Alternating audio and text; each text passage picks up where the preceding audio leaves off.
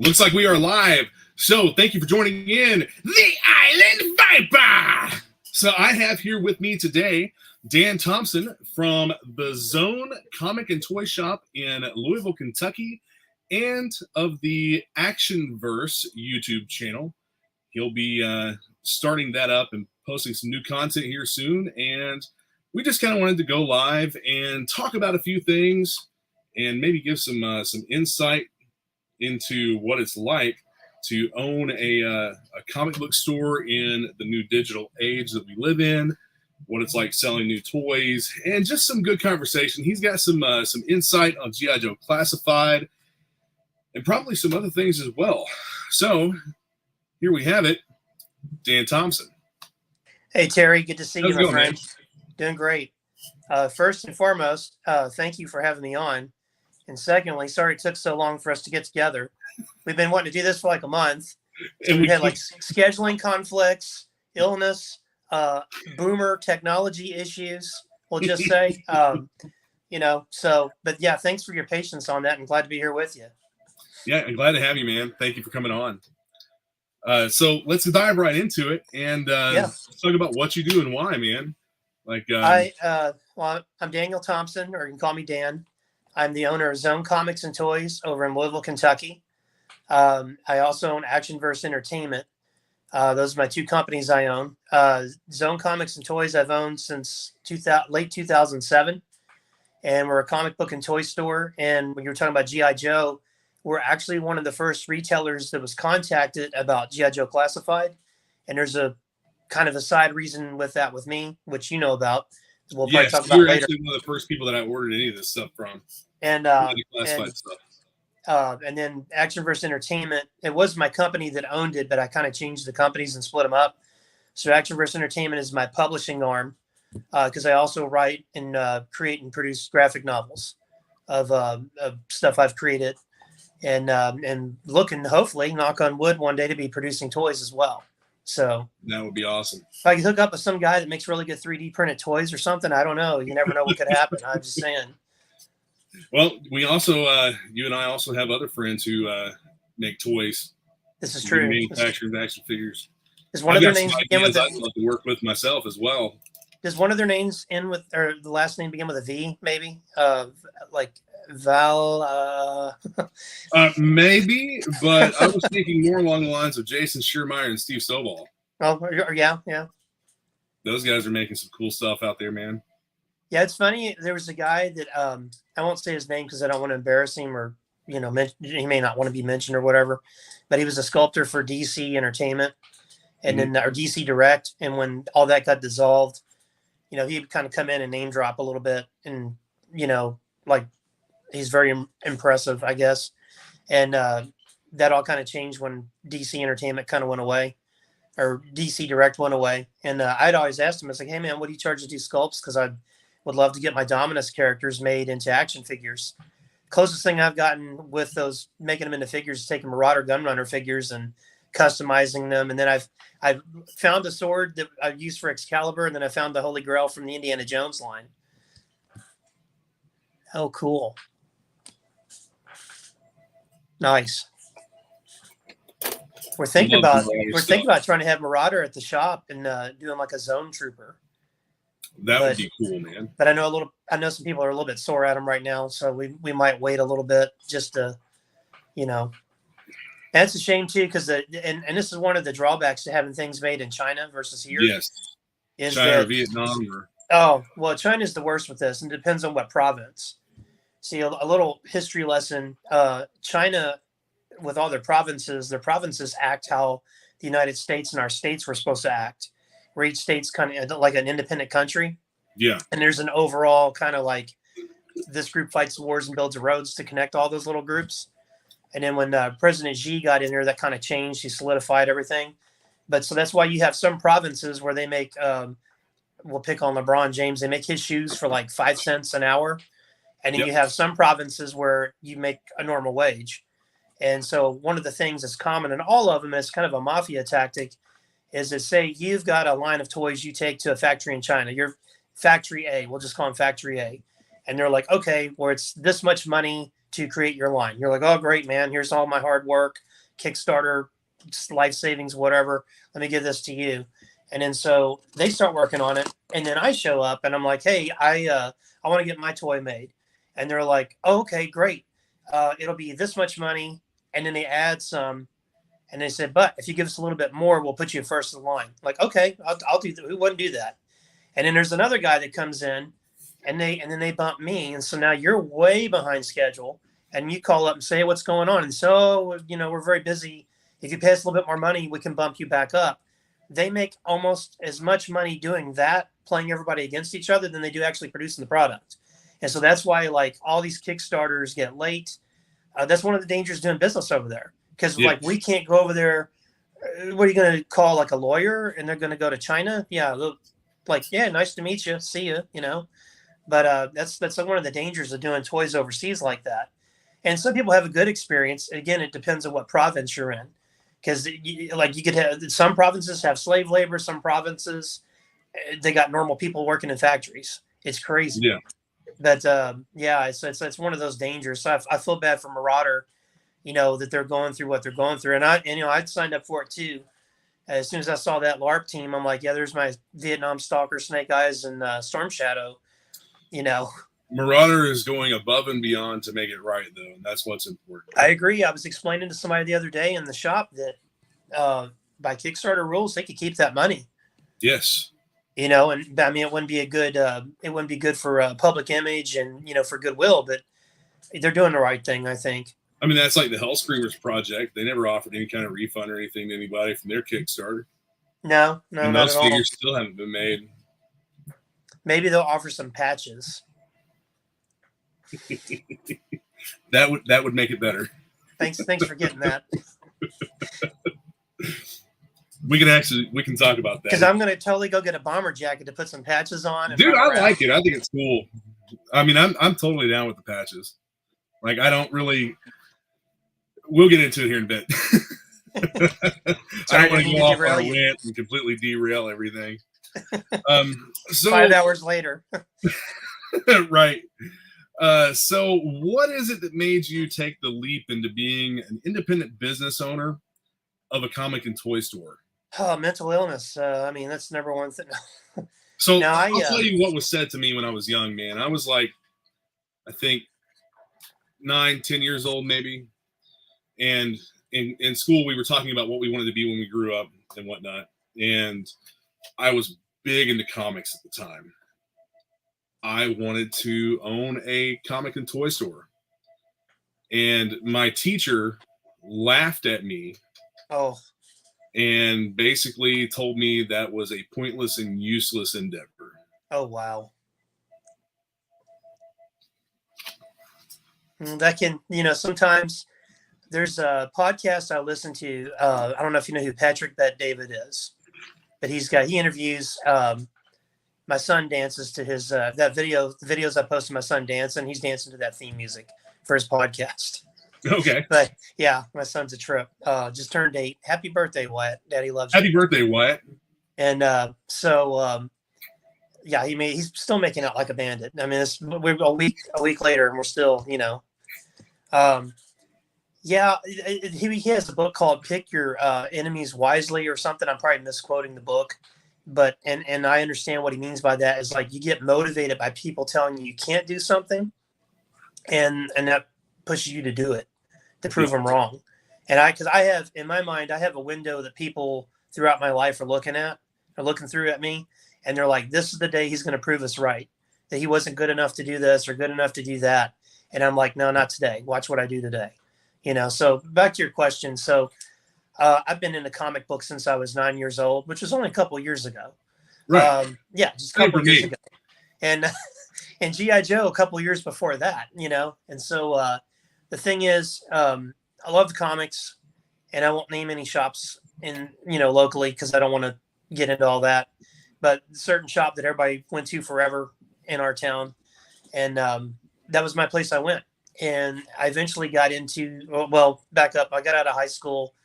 I actually, my first retail job was working for Doug Adams, at Comic Book World. Doug's been retired. And he's just a legend in the city, with comics and all that. And good friend, known him for years. I don't want to say how many years because it's been a long time. And I remember comic book world. So well, that was my first retail job. My first job, I was a golf caddy, and Caddyshack is real. That's the realest thing ever. All that stuff in Caddyshack is real. And so I caddied and I worked at Comic Book World, and eventually I was going to and talk about pick your enemies wisely. So not that Doug was an enemy, but it was a big motivator. So he had a guy that worked for him. Like when I first met Doug, he just was able to hire somebody full time. And so his plan was that this guy he had was going to go to the Navy. And he kind of looked like Tim Curry. It was kind of freaky. The guy looked like Tim Curry. And I can't even think of his name, but it looked like Tim Curry. I kept thinking it was Tim Curry. Like, why are you working here? You should like in the movies and stuff. Weren't you in Home Alone? That sort of thing. And or Home Alone 2 rather. And so like I was going to take that guy's place. And so I was like the helper.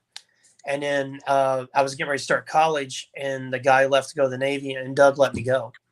And I was heartbroken. And he was like, I don't think you take it serious. And I did. I still to this day argue with him about that. And we stayed friends. But in the back of my mind, every job I did was Doug watching me saying, you don't take it serious. So I excelled at everything I did or tried to. So I was in the clothing business, and I was like number one. I had like the shoe department. Everybody was like, oh, you're like Al Bundy.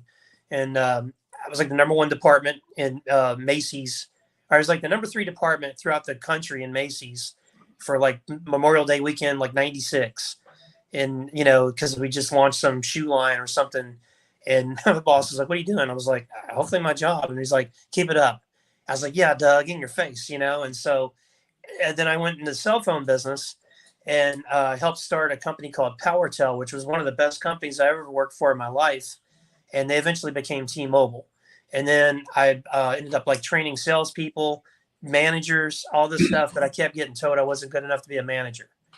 And there's a whole salacious situation that was going on with that I did not want to be a part of, or just like an HR movie nightmare. Right. And then I left there and helped start Cricket. And I was a trainer and a manager and trained people and all that. And so I'm training all our sales staff, and I'm going to my shops that I go to. And I just always, going back to the PowerTel days, our stores were really Art Deco. It was like light colored wood, fancy computers, metal poles. It looked really cool. And I was like, man, wouldn't it be awesome if this was my comic book store I went into every week? Like your toys are over here, the comics are over here, and it looks clean and you can see, and people are friendly, And then as I'm training people, and a friend told me about a bad experience they had at a certain store. And I was like, why do I not tolerate, I train all these people like customer service, greet the customer, their guests, they're not customers, that sort of thing. Why do I not tolerate that from the place I do my favorite hobby? You know what I mean? And so like that kind of stuck in my head. And I had a really 2 good guys I worked with that are sadly no longer with us. One was kind of like my big brother. He looked like a miniature version of the Big Show, just maybe a couple inches shorter. And then I had another guy, and we were like polar opposites. He was all into like customizing trucks, and here I am into like comic books and working out and stuff. And like we were like best friends, and just polar opposites. And so both those guys passed away, sadly. One was killed by a drunk driver, and that kind of motivated me to get my book going, because he would always listen to me talk about these stories I wanted to write. The other guy, and this is when we all worked together, he found a shop up in Indiana because we transferred up to Indiana. And he was like, I'd sat it down with him. I was like, hey, man, how do you feel about maybe me and you starting a comic book store? And he goes, what do you mean? I said, well, I'm doing this business plan, and this is crazy, Terry, and this will never happen again because the way banking is. I wrote a business plan and got a $15,000 line of credit to produce a comic book. Yeah, right. I tell comic book presidents, I used to tell people this at conventions, and they like would do like a spit take. I'm like, are you serious? Like, I'm like, yeah. And it was like, it was the first business plan I ever wrote. I was terrified. And so like, I'm sitting there writing, I'm like, I don't know how to do this. Like, can I tell you a story about what I'm going to do? I can write that. And so I wrote this plan. And so as I'm writing the plan, I'm learning about diamond distribution, toy distribution, what stores in town were chains and individual stores and this and that. And I'm seeing the discount structure and all that. and then it's funny, when I turned in the business plan to the lady at the bank, she was like, called me in. She goes, I need to talk to you about your business plan. And I was like, daggone it, I'm not going to get it. I'm going to have to put this on a credit card or borrow money from somebody, you know? And I go in, I'm like, yeah. And she's like, I have to say, I've been doing this for 10 years. This is the absolute best business plan I've ever read in my life. Oh, well, thank you. She goes, do you write a lot of these? And I was like, you know, if I don't have anything to do on a Saturday night, I just pick an industry and just start writing business plans, you know, like construction. I want to be a construction, you know. I'm like, no, it's the first one I wrote. And so like, in doing that, I'm learning about the retail side of it more than I'd planned to. And I told my friend, it's like, man, you and I kill it on customer service. You know, if I don't know it in comic books, you know it in comic books. We know so many people from what we do.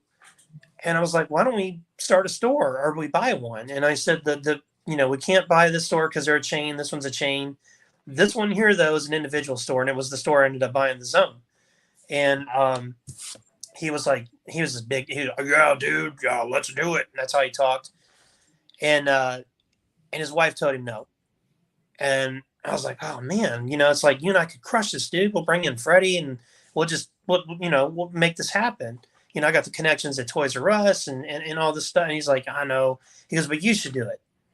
I said, you think I could do it by myself? He said, yeah, man, you're great at sales. You're great with people. And who knows more about this stuff than you do?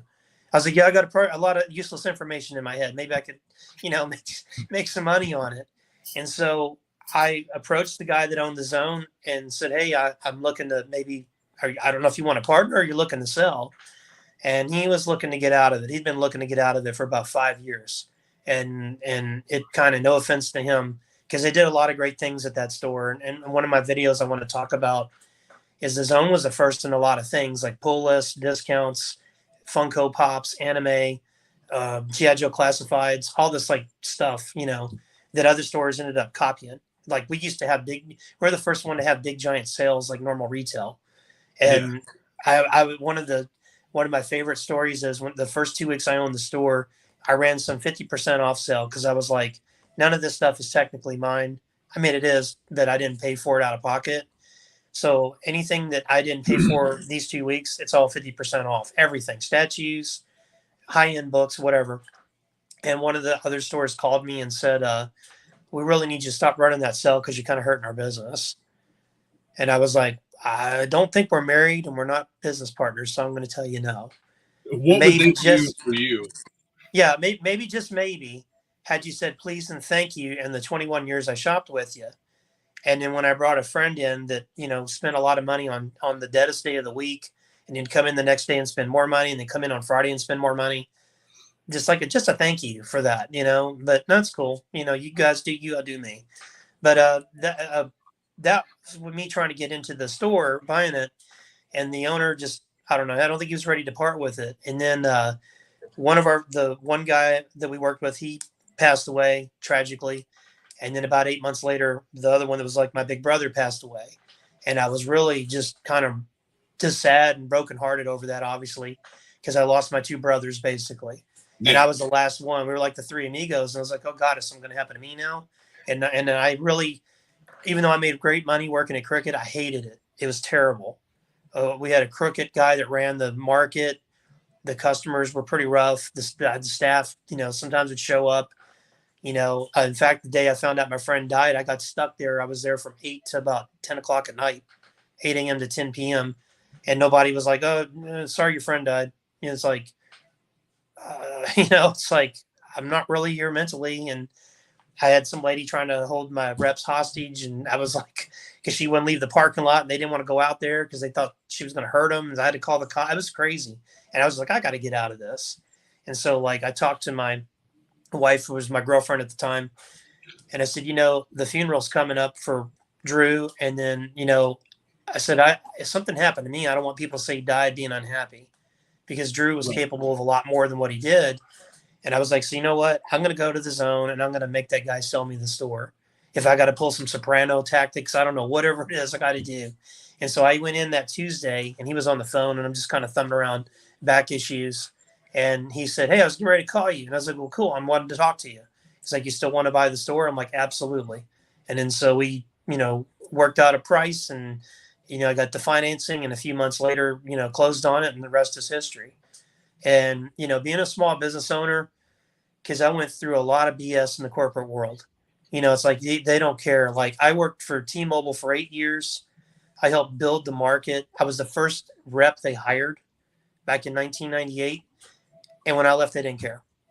I had no impact whatsoever. And I had accounts with University of Louisville.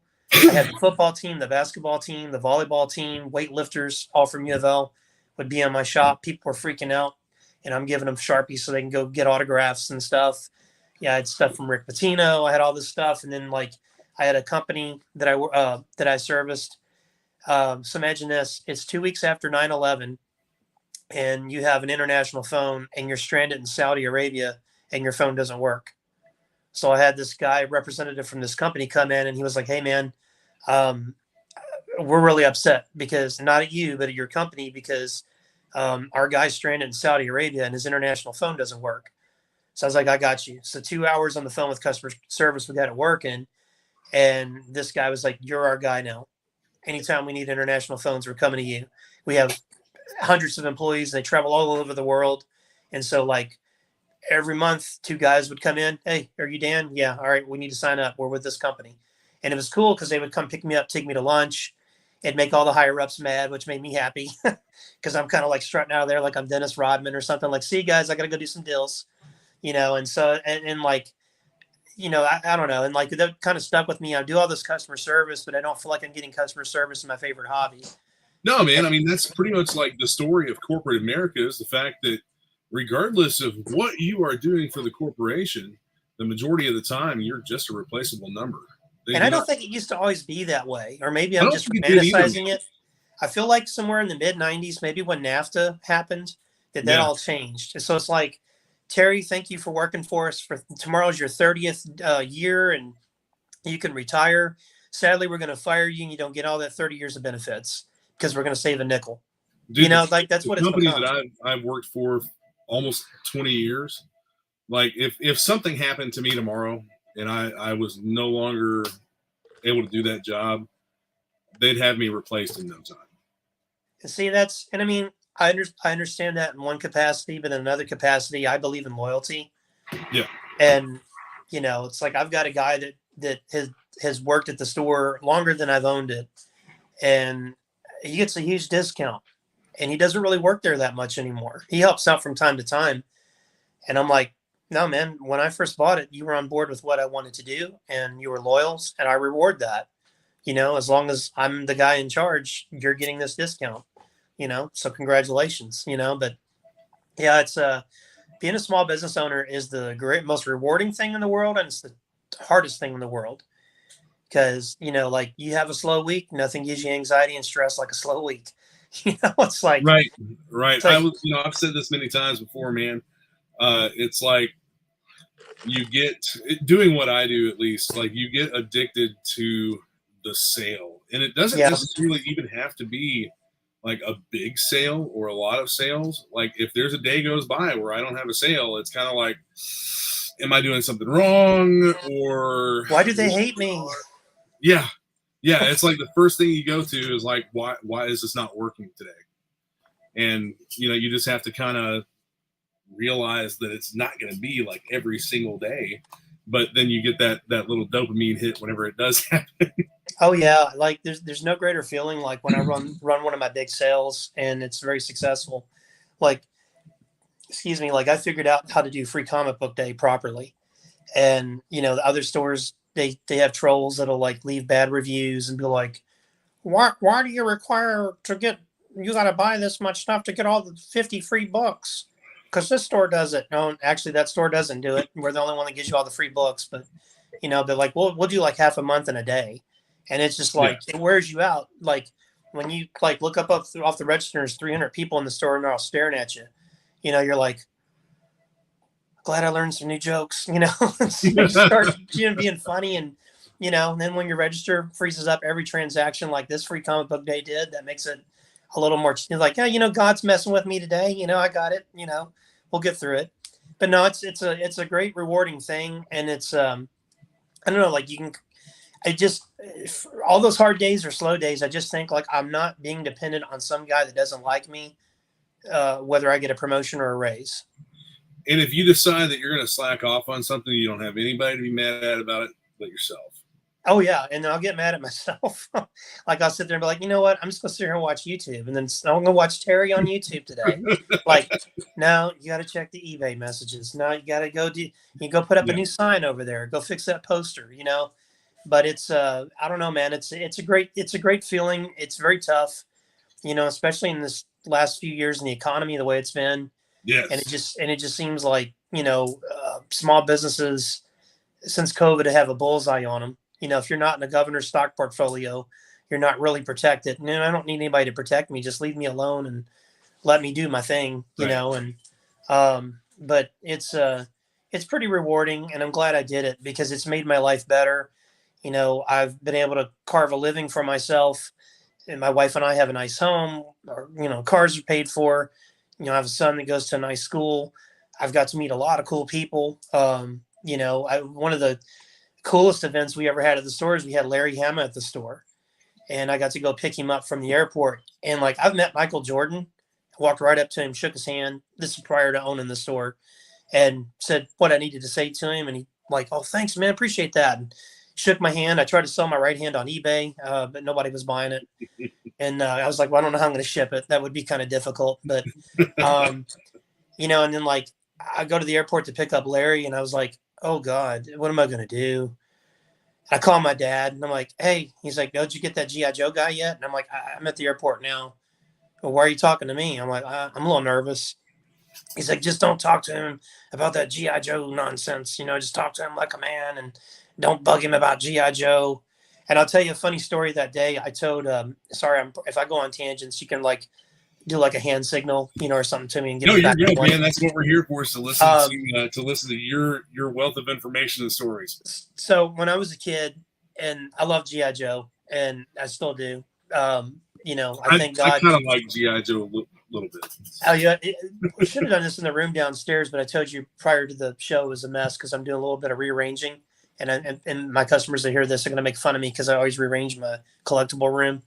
And it's, I promise there's not anything wrong with me. It's just, I need more room for the dragonfly and all that stuff that's coming. Yeah. But, Dude, I've got two his snakes out on the shelf right now. I need to find home for in here. Well, see, it started, my son and I were playing with the Vamps, and I just left them on the floor for like 2 months. And then I got brought home the Stingers because we got the Stinger Jeeps in. And I was like, all right, well, let's get these put together and let me put these on the shelf. And I'm spacing it all out. And I'm like, I don't know where the helicopter's going to go. It's like, wow. And I'm not going to tell my wife. I was like, I'm not running out of room, honey. It's just, I just got to rearrange it a little bit, you know, because she's like, you know, not everything has to be displayed. I'm like, what's wrong with you? Everything has to be displayed. Who am I not going to display in here? You know, you got to display the D&D guys from the 80s. You got to display the Fisher Price people. You got to display the G.I. Joe, you know, all that stuff. But when I was a kid, so I'm a big Dallas fan. I love the TV show. I love the city. I love the Cowboys, which is kind of the terminal illness I found out, and there's no hope for me on that. But I thought that the guy that played J.R. Ewing, Larry Hagman, was the guy that wrote G.I. Joe, the comic. So, because like when I was a kid, and I still have this habit, like I'll read a name and I don't read it all the way through. I'll see like Larry Hag, and I thought it said Hagman. And so I would tell my granny, I would watch Dallas with her. I was like, Granny, you know the guy that plays J.R. writes G.I. Joe? She's like, I don't think that's right, sweetheart. And I was like, no, it's in the book. It says who writes it. And then later on, I found out, no, it's Larry Hagman, Larry Hama.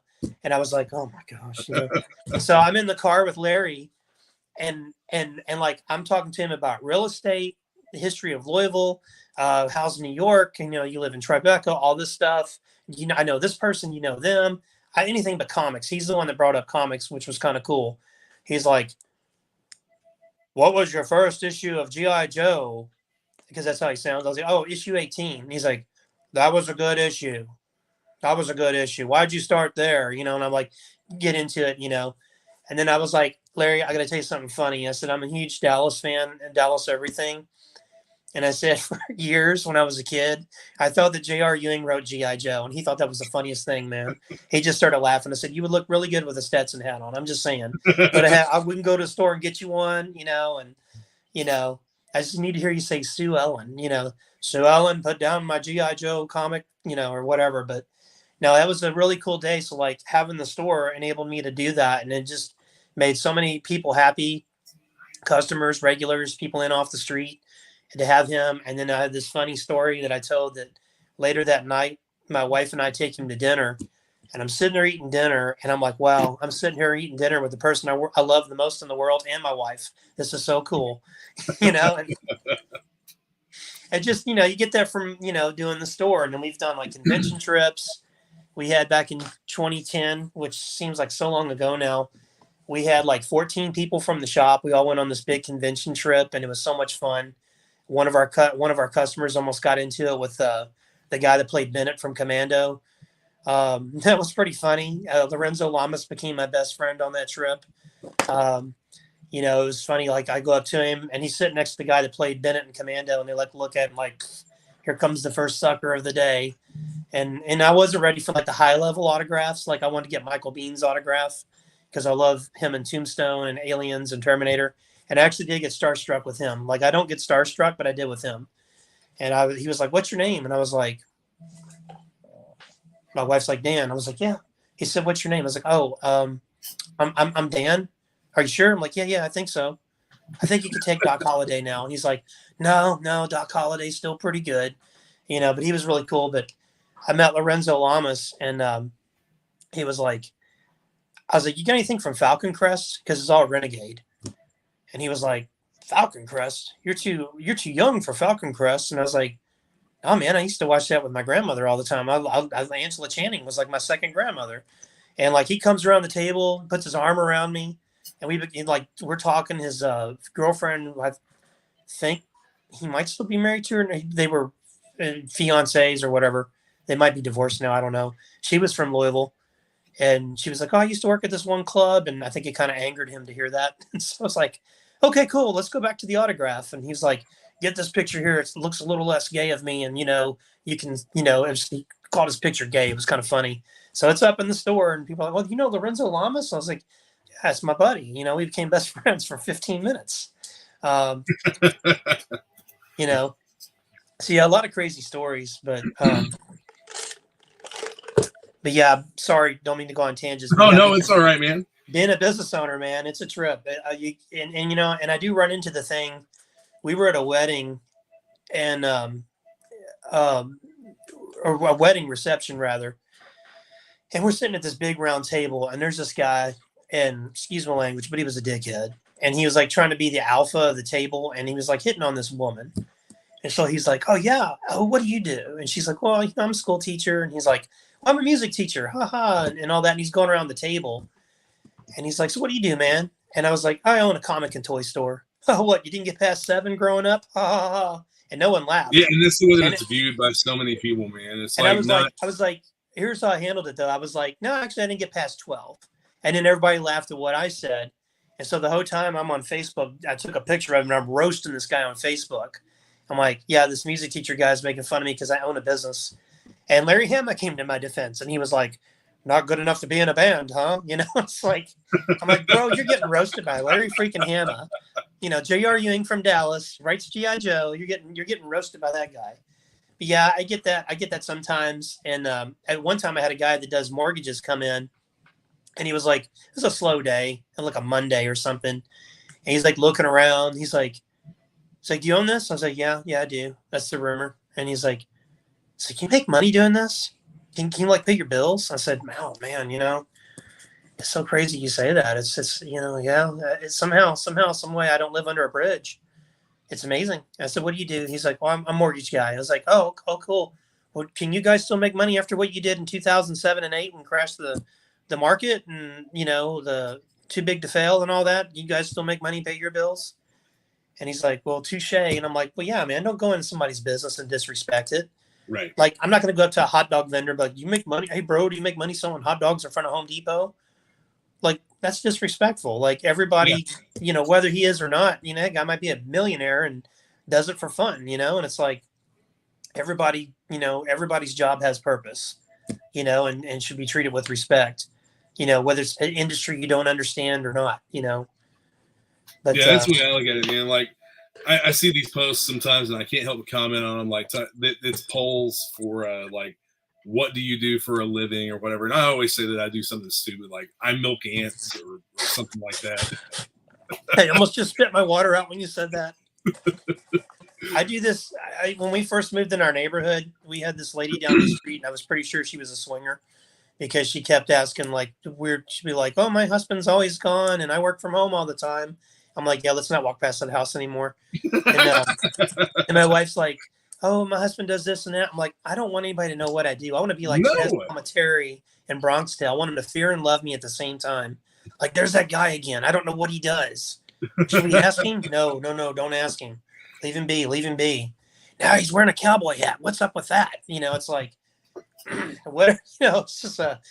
Yeah, I'm a professional YouTube personality, as you can tell by my many thousands of subscribers.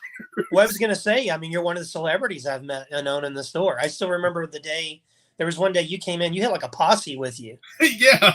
And you all were like, I think you were sitting behind the counter or something. Like you just kind of all came, oh yeah, have a seat, and we're talking about toys, politics, real estate. I mean, somehow I think I probably took somebody made fun of the Cowboys or something, which that happens. Yeah, I will say that like that first time that I came in, and I do remember that it was like that's your shop is one of those places where I went in and like it felt like home. Oh man, I appreciate that. Yeah, you have a very welcoming environment. My thing is like, you familiar with the movie Barbershop? Yep. Okay, so the Black Barbershop is kind of like the country club. Yeah. Right. And that's what I want the zone to be, and I think all comic and toy stores should be. You got your regulars that come in and buy their stuff, and I got people that come in and hang out, and it's their home. And I got some interesting characters. I had a guy that, he thought he was a wizard. I got a guy that's a Ghostbuster in his mind and doesn't know who the Ghostbusters are and all that. And there's some characters because people will be like, that's the other thing I get. Like, oh man, you must have a lot of weirdos that shop there. People live in their mom's basement. And I'm like, no, actually I don't. I had a doctor that anytime U2 was in concert, he would be flown to them to work on Bono's throat. I've got police officers. I think I had a drug dealer at one time. He'd buy a lot of variants, and so be careful. If you got a guy buying variants, keep your eye on him. No, and then business owners, doctors, lawyers, all that sort of thing. Like if I need a lawyer, I'm like, hey, Jim, can you come help me? All right, cool. Yeah, I'll throw you an extra discount, And then I get a cease and desist written for me or whatever. But like, and then you do got what I call the specials. But the way I look at it is, this is their home, and no one's going to hurt them while I am there, you know what I mean? And just everyone's welcome. And we have a very, not to sound whatever, but like we have a very diverse group of people that shop there. And it was not done it was just the way it is. And everyone's welcome, man. Everyone's welcome. And we just want everybody to have fun and enjoy their time there and, sharing this great hobby of comics and toys. I was really big into firearms for a long time. I still am, but I had a YouTube channel that I ran with a friend of mine, and we did all kinds of stuff. And the shop that he worked at was like that. It was a very welcoming environment, and you went in and you actually felt welcome, whether it was to go in and have coffee and chit chat with the other guys that were hanging out, or if it was to go in and make a purchase. You didn't feel obligated to spend money there, and you didn't feel like you weren't welcome if you weren't spending money there. But other shops in the area, you go in and basically, like, if you're not waving cash at them, they don't pay you any attention whatsoever. I had that happen to me earlier in the year. I had to buy a new holster for my pistol, and the guy sold me the wrong size. And so I got like a ladies holster. It's like, yeah, that's not going to fit. And like I'm like, could I see the AK-47? Sure. Like, I don't mean to bother you guys. I know you four guys seem like you're having a lot of fun on the computer over there. Yeah. Playing Minecraft or something. I just wanted to maybe see that weapon. It's funny you mentioned the gun thing because a few weeks ago, do you know a guy named Steve Crum? He does he's always at the GI Joe show, and he's got a show he's doing. I've met him. Yeah, super nice guy. Hey, look, So, this guy deals in latex. oh, so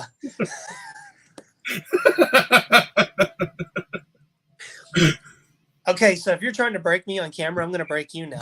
No. So it was really funny. You talking about like a gun shop. That's what the Zone became a few weeks ago, because he had a firearm he wanted to sell. And my best friend, who's always in there on Saturdays, just got a new firearm for his birthday. Of course, I've got mine on me. And there's this couple that comes in. The guy usually open carries, but he didn't have his gun on him. So I go out to Steve's truck and he's showing me this gun. I'm like, man, just go in the store. This looks shady as hell. Like, let's just go in the store. So we're behind the counter. So everybody's pulling out their guns. Like, oh, this is what I got. This is what I got. And then the one guy that didn't have his on him was like all upset. He's like, man, if somebody came in here to rob you all, everybody's got a gun but me, and I always have my gun with me. I was like, it's like a freaking come to Zone Comics, Toys, and Guns and get a good deal, you know? Yeah. When you buy G.I. Joe Classified, you're going to get ammo for free, you know, or something, you know? It was just like, this is hilarious. You can't even write this. So we have stuff like that happens every now and then. You know, it's like, so we had like a gun show in the store. That's not a bad idea. Toys, comics, and guns. I thought about it. I thought, you know what? I was a big Sons of Anarchy fan, and their whole thing was they were gun runners. Yeah. And so I would mess with people like, oh, you know, like we called the Zone the club, and, you know, kind of walk in there like, you know, like we're like, yeah, man, you know, we got that new shipment from Diamond and from Hasbro, so we got to unpack it, you know. We got to hit the Mayans. They got a G.I. Joe shipment we need, or, you know, something like that. Somebody got their figures before us. Yeah, we got to hit them. We got to hit them now, you know. Yes, ammunition and Jeep parts.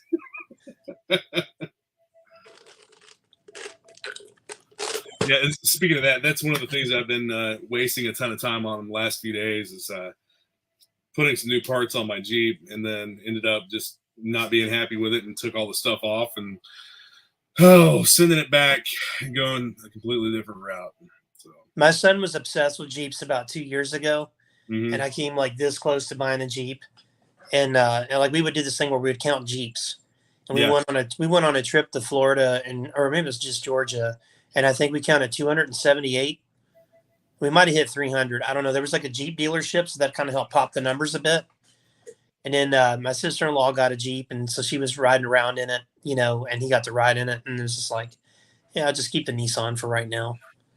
Yeah, I love mine, man. I have a Gladiator. My wife has a Wrangler JLU, and our daughter, she has a little Power Wheels Jeep too. Oh, that's awesome.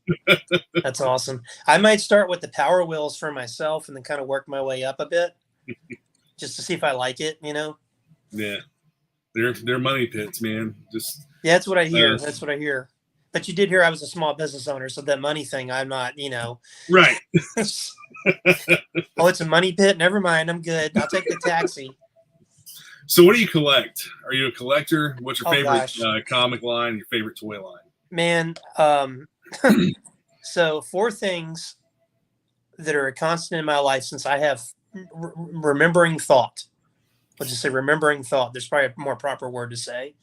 Was my love of God, my love of my family, my love of country, my love of toys. No one ever told me you got to like this, you got to like this. I just did. And as far back as my earliest memories as a kid, which was only a couple of years ago, we've kind of established that. And my absolute number one favorite thing toy-wise is G.I. Joe. And that's all-time favorite.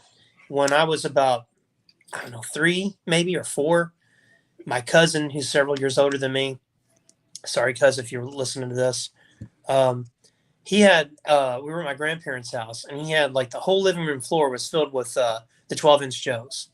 And when you're a little kid, you're like, these things look gigantic. Now, was that the 90s or the 60s? 70s. Figures. 70s. This is in the 70s. Okay. I'm not that old. Thanks, Terry. Figures. Thanks, Terry. Yeah.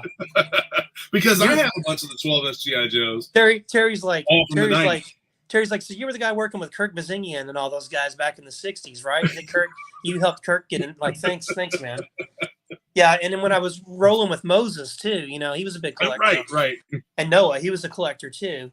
Man, Kirk and Ron both worked. Didn't both of them work on G.I. Joe stuff back before ARAH? No, see, Kirk told the story that he was a big fan of the 12-inch in the 60s. and then how cool it was that later on he got to be involved with the 4-inch and bringing it back, because we had a very intimate conversation with my thing I tried to do with Hasbro, and I got his blessing for it.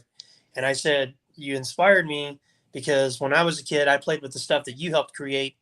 And now hopefully I can go do this and create stuff that my son will grow up with, or, whatever. But my cousin had all these 12-inch Joes, vehicles, towers, all this stuff in my grandparents' living room. And I remember crawling over to it, looking at it, and I didn't tear anything up. Because I would have been nervous as heck. Like, get away, get this baby away from my stuff. Well, he ended up giving me one of the Joes, and I was terrified of it. And I don't even know which one it was. It's just like he had the fuzzy beard, the fuzzy hair, and a big red scar, and I was terrified of this thing. And so we had this corner desk in the living room at home, and my dad would keep G.I. Joe in there. That's what they called him, G.I. Joe. And if I acted up, Dad was like, I'm going to go get G.I. Joe if you don't listen to your mom. And one day I got kind of brave and kind of, like try to, like 4, I'm going to tell my dad what to do or something, right? And he went to that desk, and I'm going to use a prop. I'm actually going to use a G.I. Joe right now. He pulled up G.I. Joe and waved it in the air at me. And man, I went crying to my room, slammed the door, hid under the blankets, praying to God to protect me from G.I. Joe. And then like 4 or 5 years later, that's all I was about was G.I. Joe. And do you remember I think it was Remco made these. They were the Sergeant Rock toy line. And then they also made a group that were called the Bad Guys. And they had names like, they were all like in black, and they had like blue helmets, silver helmets, gold helmets. They could kind of, they always fought the Dukes of Hazzard Mego figures I had. I don't remember those. I think they might have been a little bit before my time. Yeah, they were around 81, 82, I think. I know they were 82 at least. So I was born in 82, so. Oh, well, there you go. So we know exactly how old you are. Yeah. Or with me, it's a mystery. But they had like, look them up on eBay. They're pretty cool. They had like these guys that were just called the Bad Guys, and he had like a big snake. And it's like, I guess it was Remco trying to knock off G.I. Joe or whatever. And they're not the greatest quality figures, but they're kind of sentimental. So I had some of the Bad Guys, and they also made Sergeant Rock, and they had like little gray dog tags and stuff, and they were like real flimsy, kind of generic, accessories. So my mom and I went to Target to go get some of them, and I still have this memory until today. Like, we go in the toy aisle, and there's this huge section, like big as can be, of G.I. Joe. My mom's like, honey, look, this is G.I. Joe. This is like your cousin has, except it's like Star Wars size. And I was just like, I thought I saw a glimpse of heaven. Like, I was like, man, this is so cool. And I was like, holy smokes. And so you can get 2 of them. I remember seeing Snake Eyes, Scarlet, and the Vamp and all that. And I ended up getting Short Fuse and Breaker, because Short Fuse had the visor and Breaker had the earpiece. And so, man, I was like, this was like incredible. So we get home, I open them up. I'm using the clams as like little canoes. And then so they, link up with Sergeant Rock, and like the Bad Guys were harassing the Duke brother or the Duke cousins. So Breaker and Short Fuse were going to help them out and get Boss Hogg was doing some bad deal with just like this really elaborate play thing I had going on. And I remember my dad got home and I showed him these, and little did my dad know that a lot of his paycheck was going to go to that for the next several years. Man, my dad was into the 12-inch G.I. Joes whenever he was a kid in the 60s and 70s. And he had all of the play sets, the figures, and all that stuff. Oh, that's cool. That's pretty much how I got into it later on. I think I got my first G.I. Joe. The first G.I. Joe that I can remember, I think, was like 1985 or 86. It would have been, it would have been 1986. So I would have been 4 years old when I got my first G.I. Joe. My first G.I. Joe was actually Iceberg, as far as I remember. Oh, nice. Yeah, and I still have him. Oh, that's awesome. Yeah, I have my original Iceberg. I'm one of the lucky kids that got a USS Flag when he was little, and it was a total accident. So I'm quite a bit older than my sister and brother, and I think my parents planned it that way to have a built-in babysitter. It's like I'd get home from school and like, where are you going? I'm going to go hang out with my buddy Nathan. No, you're not. You're watching your sister and brother going out. Oh, okay, cool. When are you going to be home? Don't worry about it. You're in all night with them. I'm like, okay, So my mom and dad. It's funny because I'm going to call and mess with my dad about this because you saw the news they're going to bring masks back, right? Loyal subjects is going to do mask. I watched it, but wait a minute, you said mask. I thought you said mass, and I think no mask. Something about the hunt for the mask device or something might be. Yeah, I'm kidding. We watched that miniseries yesterday, trying to figure out what they were talking about at the shop, and I'm like, you got me. Maybe they're going to make the shock troopers that were in space because it'd be too obvious if they made some of the OG Joes or whatever. But so my dad, and my mom were like, you got the Death Star when you were little, and got all these. Like I wasn't spoiled. I had a lot of toys. I wasn't spoiled, but I didn't want for a lot. Yeah. But I always took care of all my stuff, not because I was a collector and going to resell it. I just wanted everything to look brand new because I knew my dad worked hard, my mom worked hard, and I wanted to honor that. And I just liked having the stuff look new. The same way for me, man. And so my parents were like, you get 2 toy lines, and I'm like, it's easy, GiJoe and Transformers, and because your sister and brother need to get their share. I'm like, oh no, I get it. And so, like, when the flag comes out, I'm like, hey, can I get that? And they're like, honey, that thing's $100. No, where are we going to put it? But, I'm like, I get it. I'm like, as long as I get a helicopter and cement, I'm good, And I always saw $100 back then, man. Oh, man. Yeah. Give me 10 of them, We always had this thing, like, what if you could go back in time? Like, but I was like, well, the problem is our credit cards and money wouldn't work because the cards don't have the raised numbers where they swipe it. And then the money looks like Monopoly money. And it's like, you'd have to go find somebody like, look, I'm going to give you some stock advice, but I need you to go buy all the stuff out of Toys R Us and Children's Palace and stick it in a storage unit and mail this key to this address, and then you're going to be a billionaire. And you're like, hot dang, man, you told me to invest in Apple and Facebook and I'm a billionaire. And here's your key to your storage unit. With all these toys you wanted me to get you. But, so no flag was in the future for me, right? So it was the last day of school for Christmas break. And it was weird because we had school on a Monday and Christmas was like Wednesday. So we almost had like 2.5 weeks off for school. It was the most amazing break ever because of this. So I'd only seen the flag at like Children's Palace because they had to put it up really, really high. Oh man, Children's Palace. Missed that place. And my dad, we were eating dinner and he's like, I got to run some errands for your mom and I need to get a new wrench. I'm going to go to Sears. Do you want to go with me? And I'm like, yeah, I'll go. Can we look at toys? He's like, yeah, we can look at toys. Now keep in mind, man, Christmas has already been laid out and planned for, right? They've already got everything for Christmas for me and my sister and brother. And I think this was like the Night Raven Christmas. Like the Night Raven came out. Conquest. It was just a really great Christmas. And so we go to the toy aisle. Is on the way to the tool aisle. Try saying that once. And the flag is sitting on the floor. And I was like, Dad, look, it's the flag. And he walks over. Now, my dad had been in the Navy for 5 years and then went to work for the government. And he was like, oh, that's pretty cool. That's pretty accurate. I'll be right back. Don't anybody grab this. So I'm like, got my hand on it. I'm shaking. Dad comes back with this really beautiful lady that worked at Sears. And I think he did this to make my mom annoyed. He would just like find the hottest woman he could. Like, can you help me get this ladder down? I want to buy this ladder, like, oh, yes, sir, And he's like, so is there something wrong with this? Is it broken? Is it damaged? She goes, no, sir. We have the catalog. People order stuff out of the catalog. They have 2 weeks to pick it up. It's not in our inventory. So if they don't pick it up in 2 weeks, we put it out on the floor and we mark it down. And he goes, so this thing's brand new at $50? Yes. He picked that thing up like a boom box. He looked at me and goes, son, we're going to run your mom's errands tomorrow. Tonight we're building an aircraft carrier.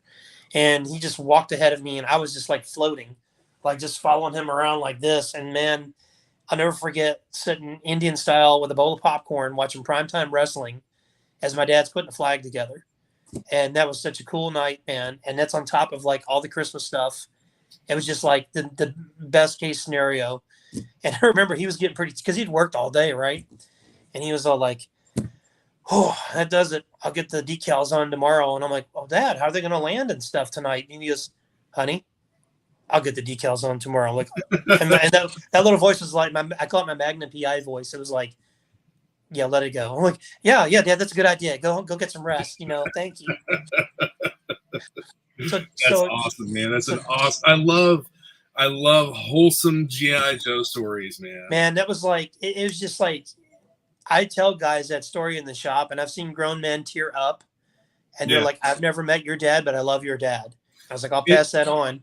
I don't think that a lot of people outside of the GI Joe collecting community realize that it's not just toys that we enjoyed playing with as kids, man. It's like a lot of GI Joe involves a real solid connection that we have to other people, be it family members, friends, whatever. Absolutely, man. Absolutely.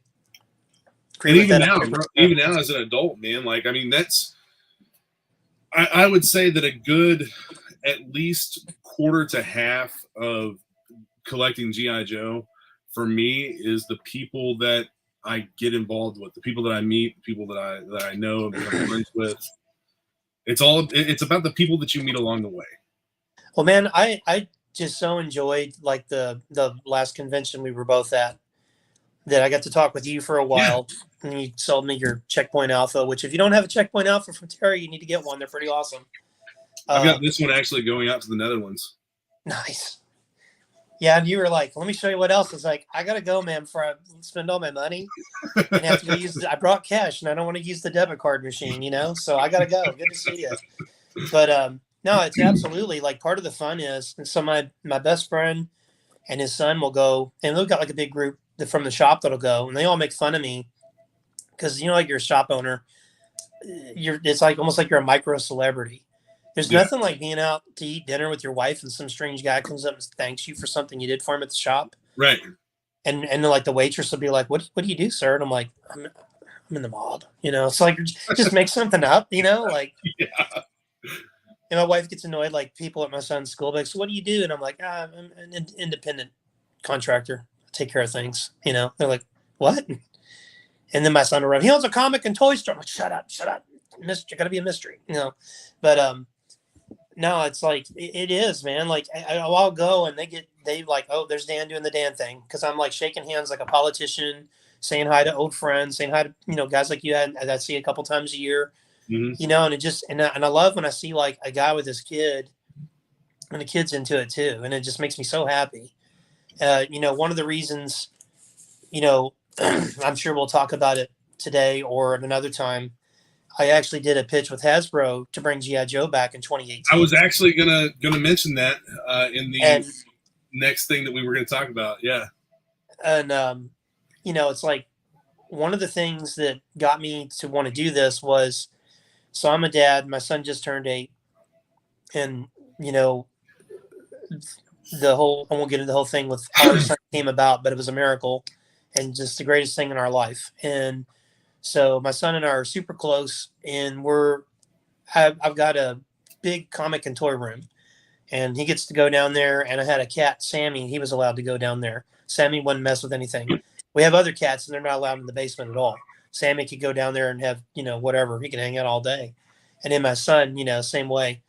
So I don't know if you remember when the big push for Batman 66, the Blu-ray and all that was coming out. Yes. I think it was Funko did a 3 3/4 scale 66 Batmobile and Batman and Robin. So like one of the first things I did with my son was we watched the 66 Batman series together. And it was like a sad day when I went to go get another Blu-ray in, and that was the last one. I was like, "Oh man, we've already done our first adventure together, and it's over." I'm like, "Oh," My wife's like, "What are you gonna be like when he graduates high school?" I'm like, "No, don't say that. There's no high school. Don't bring that up." My daughter's 3, man, and she's into so much stuff that I don't want to get out of it, No, I'm the same way, and so I brought Wyatt down in my comic and toy room, and he's down there crawling around, and I gave him the Batmobile and Batman Robin to play with, and he's like, "Batman," and he's like rolling it around. He's like, he wasn't quite one yet, or maybe he was like 13 months old. So I've got this picture of him. It's on my Facebook page somewhere where he crawls over and he grabs the vamp and starts playing with the vamp. And I'm sitting there first. I'm like, oh, that's 40 years old, you know. And I'm like, wait a minute, let him play with it. And he gets Yeah. to his tank, and then he gets the Mobat, and he's sitting there playing with it. And I'm sitting there watching it. I'm taking these pictures, and I posted a picture. I posted it on Facebook, and I tagged Larry, and I tagged Kirk Bazingian, and I said, hey, thank you guys for making this cool thing that I grew up with it, and now my son's going to grow up with it. Excuse me. And if I sound a little stopped up, we're all getting over a bad head cold at the house, so I apologize for that. Or if I go into a coughing fit, I'll just dip in and out.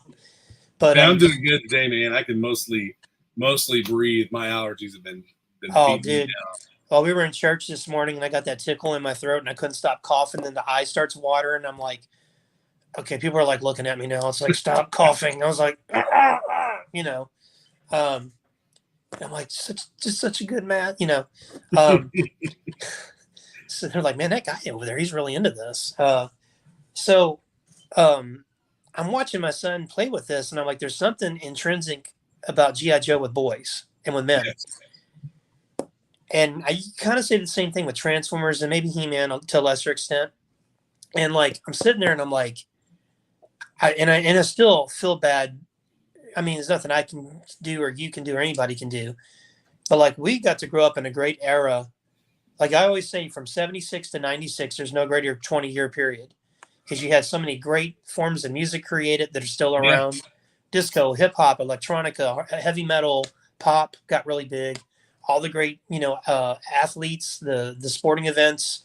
You know, you had the Showtime Lakers and Larry Bird fighting each other. Then the advent of Jordan, the ascendance of Jordan. You know, football. You can name movies, TV shows, cartoons, comics, toys. You can name it all. There's no greater 20-year period. Even the Olympics were cool back then. And it's like, I'm sitting there and I'm like, it's unfair that our kids don't have those cartoons to go home and watch and enjoy like we did.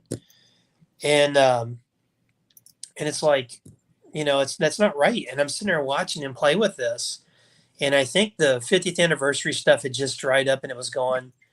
And there was just nothing for G.I. Joe. So I was like, you know what? This is crazy. So Wyatt and I were going to the South Louisville Toy and Antique Mall one day. And we're on our way back home. And my toy vendor calls me. And this guy goes up to Hasbro maybe 3 times a year. And he's with the other groups and fans channel, because we're in what's called fans channel. There's big box, fans channel, and then they're online. And then there might be some still people that buy directly from them. They got rid of that, but then they kind of quietly brought it back. I think you can still buy directly. I'm not sure. So he was going over. You got time to talk? I'm like, yeah, my son's asleep in the car. We're headed home. He's like, here's what's coming out, Marvel Legends. We'll talk next week to order all this, but I just want to give you that. All right. Here's Transformers, Star Wars. Okay. I said, anything for G.I. Joe? And he's like, no. He goes, but we did talk about G.I. Joe. And I'm like, well, what happened? He said, well, the powers be, they have this, they're adverse to like the guns and the military and all this stuff. But there's people at Hasbro that want to bring it back. I was like, man, that's just crazy. I was like, it's a moneymaker. And I was like, huh. He goes, what? And I said, let me get home, get my son his lunch, and get him down for a nap. And I'm going to call you. I got an idea. So I called him and I said, man, and we talked for like 4 hours. Like I must have charged my phone up like 3 times, pacing around the house, talking about it. Wyatt took a nap, got up, all this stuff. Wife gets home. Now I go down to the basement. I'm talking about it. She's like, are we going to eat dinner? Like, what's going on? I'll be up in a minute.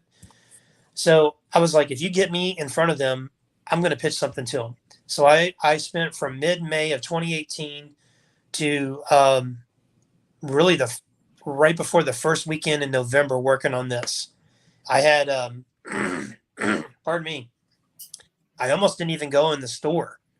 I was going to put somebody in charge of the store because this was my focus. I was going to sell the store if I had to, because, if I got this job, they're not going to let you go down and run your shop on a Wednesday. You got to be, pushing the stuff. So I had a store I was friendly with that was interested in taking it over.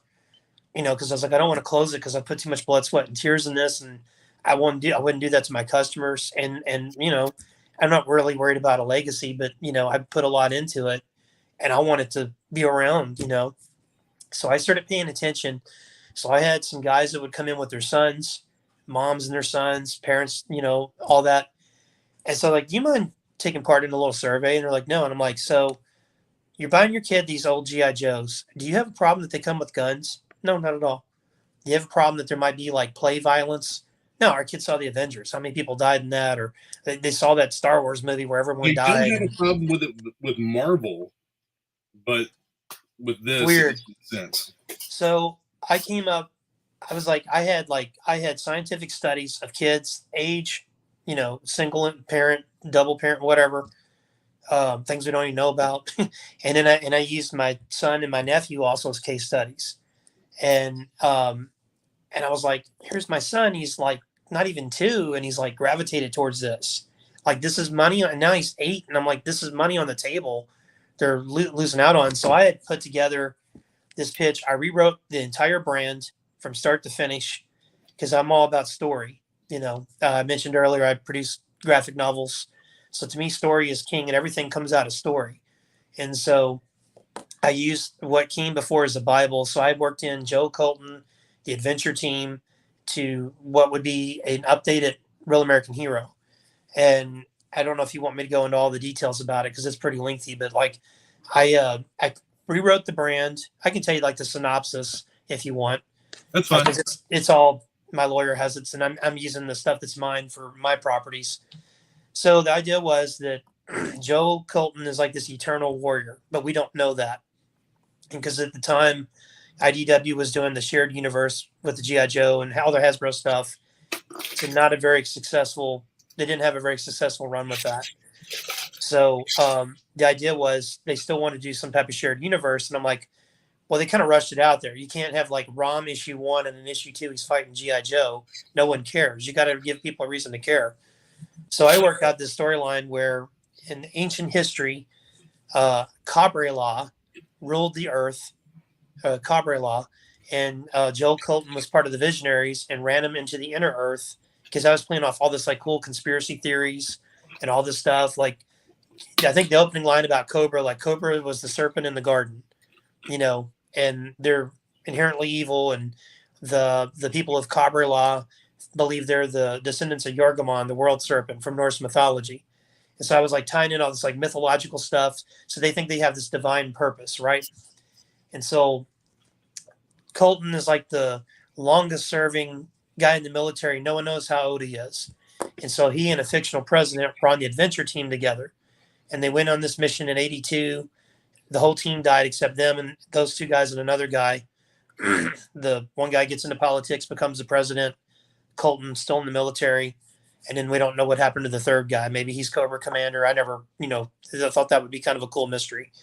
So, and I had all these like little nods to things. So the gist of the story is, and like, there's Tanu Island, which was a nod to the cartoon. The embassy on Tanu Island was taken over by some terrorist group called Cobra, and it's very low key. Only like the U.S. Government knew about this. So the president calls in Colton, and he's like, I know you're putting together a new alpha team. I don't know anything about this Cobra. I want you to go clear out the embassy and then, nip this in the bud. And he's like, you got it. And he goes, my alpha team is going to be on par with our old adventure team. He's like, you're the man. And like, we see Snake Eyes' face, but he's got the hat on, so you don't really see his eyes. He says very little. And so like they go in on this mission and they take the embassy back. No problem. It's almost too easy. And they capture Scarface, a nod to the comic. And so Tanu Island's so excited that they're going to have this big like summit on terrorism, and all these like world leaders are invited. So you got the Secretary of Defense, Secretary of State, and General Colton are going to go to be, for America. And that's actually the real target, but we don't know that yet. So the Joes, the Alpha team, they're breaking down Scarface. And he's breaking way too easy. And he's like, all right, I'll tell you where our base is. It's in the mountains, this mountain range. So they go to General Colton. He's like, Colonel Hawk, I want you to nip this Cobra thing in the bud, strike it before this, the embassy event. All right, we got you. So they hit this mountain base, and it's just like the embassy. Very little security. It's way too easy. So they make their way into this control room, and then these big glass doors shut. And then you find out that that's not Grunt, that's really Zartan. We don't know what happened to Grunt, but Zartan's been there the whole time. And so he bails out and traps him in this room. Monitor comes on, there's Cobra Commander. It's the first time we see the commander. And he's like, I knew that Colton was going to work on some type of special missions force. And he goes, thank you for falling into my trap. Our real target is Tanu Island and all the world leaders. And what a way for Cobra to introduce itself to the world by decapitating all these leaders all at once. And he goes, and we can wipe out the one team that could stop us. And so there's a countdown. The mountain's going to blow up. So they're getting out of there. They find a way out because they're, G.I. Joe. Snake Eyes has got the blast doors, and he's trying to shut them. Blows up, burns his face off, and he shuts the doors. So he makes like a makeshift mask. So they head to Tanu Island to save everybody. So Cobra strikes at Tanu Island. Colton is like leading this one-man force against Cobra. The Joes show up. They all get in this big battle. Cobra Commander gets away, but Joe Colton apparently dies in the whole thing. So they save all these world leaders. So we do this cut scene to where they're like on a parade ground. And this is where in the storyline, I was trying to answer Hasbro's concerns. Because like, did you watch Miami Vice? Or have you ever watched Miami Vice? I don't think I've ever watched that. Okay, so like, what would be a good example? Well, like in Miami Vice, they're always like undercover. They're busting drug dealers. There's car chases. Yeah, I mean, like Hawaii 5-0 type stuff. Yeah, okay, so Hawaii 5-0, stuff like that. So like most of a cop's day is sitting at a desk doing paperwork. What's like most of the day for a soldier? They're cleaning the Kwanzaa huts. They're peeling potatoes. It's really boring. And saluting people all day. So I thought, what if we take G.I. Joe? We make G.I. Joe is going to be a subsidiary of the military. So that way they can pull from the different branches, which would make sense. They get their own budget. Maybe they go take out some poppy fields and take the money from that and that finances or something like that. So they almost had this like rock star status where they're carte blanche. They still got to salute generals, but rock and roll can have a beard. They don't have to be like clean cut with crew cuts. So we're on a parade ground, and the president's walking with Colonel Hawk, and he's like, I want you to head up this operation. And he goes, Cobra really wounded us by taking away my best friend. I want you to make it your life's mission to put them in the ground. He's like, yes, sir. And he's like, you had 2 requests? And he goes, yes, sir. He goes, one, Joe Colton was your best friend, but he was our mentor. And we want to name this team after him. We want to be known as G.I. Joe. And the president's like, so be it, G.I. Joe. And then a cut scene to a hospital to where you see Stalker walking with a gift.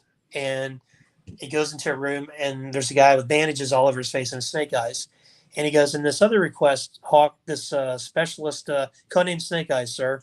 Yeah, this is kind of an unusual request because this guy's, he can't talk. He's a burn victim. He'd have honorable, discharge with benefits. He's a hero. Because, sir, he wants to stay in the fight. And trust me, we want him on the team. He's like, all right, well, I'll sign off on it. And so as he's saying that, you see Stalker holding up the mask and Snake Eyes doing the thumbs up. So to me, like, how's like a burn victim that can't speak on a special ops team? You know what I mean? Usually, like, you're retired. So I was like, I'm trying to answer these questions. And I thought, well, this way, so G.I. Joe's military, but it's not the military. So and then like the Cobra Troopers, a lot of them are clones. And they don't know that. Like the rank and file don't know that. So I was trying to come up with all these ways to like answer their concerns. And so we would have like a comic book, a cartoon, a YouTube cartoon, and a video game that were like the video game. It would be like a Call of Duty, a SOCOM, where, okay, so Terry, I'm going to order these 4 figures from you.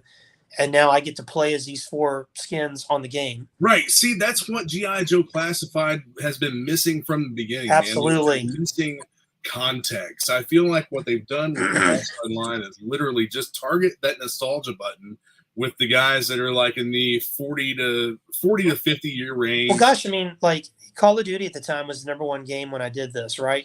Yeah. And I'm thinking like, I'm playing Call of Duty. I would rather play a Snake Eyes or Beachhead than whoever this guy is. Right. And then, so imagine this, like, so the game, if you're playing the end game portion of the game, you start out as a green shirt or a blue shirt.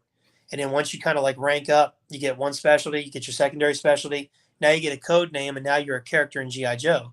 And then when you buy the toys, so you get to play as version 2 Snake Eyes, you get to play as version 1 Destro, You get to play as Short Fuse. You get to play as Colonel Hawk. And then not only that, There but could now be you like got a code inside the box Yep. for that skin. Yep. You buy the vamp. Now you can drive the vamp. And so like now you can unlock a map to where you can play. Think of the different locales. You can play Tanu Island. You can play the intro to the movie where they're at the Statue of Liberty. Yeah. You can play the assault on Springfield, the attack on the pit. You can do comic movie, the animated movie, the movies, whatever you wanted to do. And this game could still be going because you're constantly adding content. You just have the engine built. And so like you had that, the comic was like a little bit mature level. And then the cartoon was going to be something where, and I was kind of thinking the idea, it was like the 2016 Ninja Turtle cartoon or 2012, whatever that was, where it was like CGI animated. And it was, they had a really great toy line because people always say, well, kids don't buy toys. I'm like, well, who are buying the turtles? Because I would go into a Target, the same Target every other day to get Starbucks. And my son would be in the stroller and I collected the turtles. So I knew what they had in stock. And every Monday they would load up and then we're talking like the 4 turtles, peg warmers. And then Thursday we go in there, they're all gone. And it's not me and you buying it, it's kids. And I'm like, so kids do buy toys. They come in my shop and they buy toys. They're buying toys from the 80s and the 90s to play G.I. Joe. And so I thought we could do this YouTube cartoon where you don't have to go through the FCC.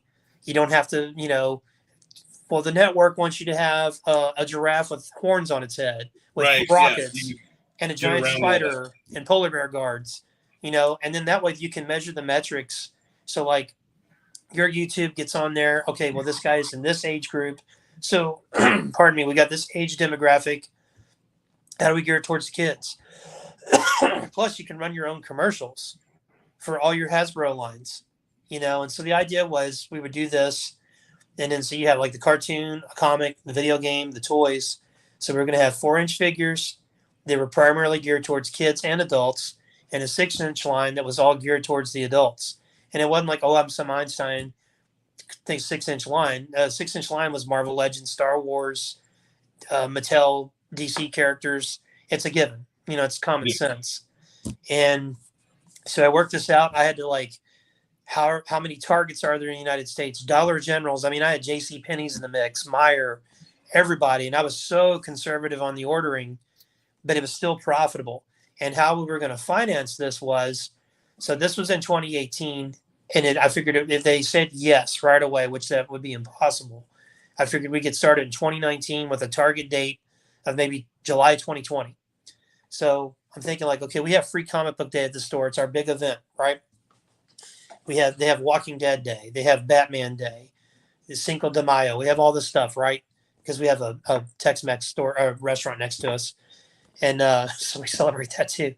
So I was like, why don't we have a G.I. Joe Day and we'll make it in July? And we'll position it to where it's like, it's maybe 2 weeks after 4th of July. Everybody's gotten through their vacations and it's right before school starts. So that way all the kids, it's fresh in their mind. Like, hey, Terry, did you get that G.I. Joe game? I sure did, man. I was playing it all August. Oh, man, we can link up and play together. And so we were going to have G.I. Joe Day. But in the meanwhile, I was going to go on this licensing crusade and license everything I could, pajamas, posters, tin cans, whatever. And the licensing fees and the revenue from that was going to finance the production of the line. So I was presenting it to Hasbro like it's zero cost to you guys except my job. And hell, if you at least give me food and board, I'll do it for free until you see it successful, and then you can pay me. That's how confident I was in it. And so I wrote up this big thing. I still have it.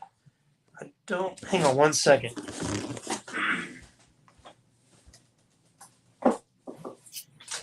Yeah, here it is right here. The pitch. And it was really, really cool.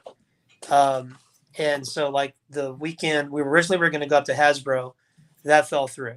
So Hasbro was actually going to come down midway at a convention that one of my vendors was going to be at, the one that was setting this up.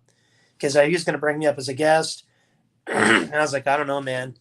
I can work a crowd, but I'd be a little nervous, in their boardroom and, the suits staring at me and all that. And he goes, no, this guy's coming down. He's interested in hearing your pitch. I was like, cool. Where do I need to be?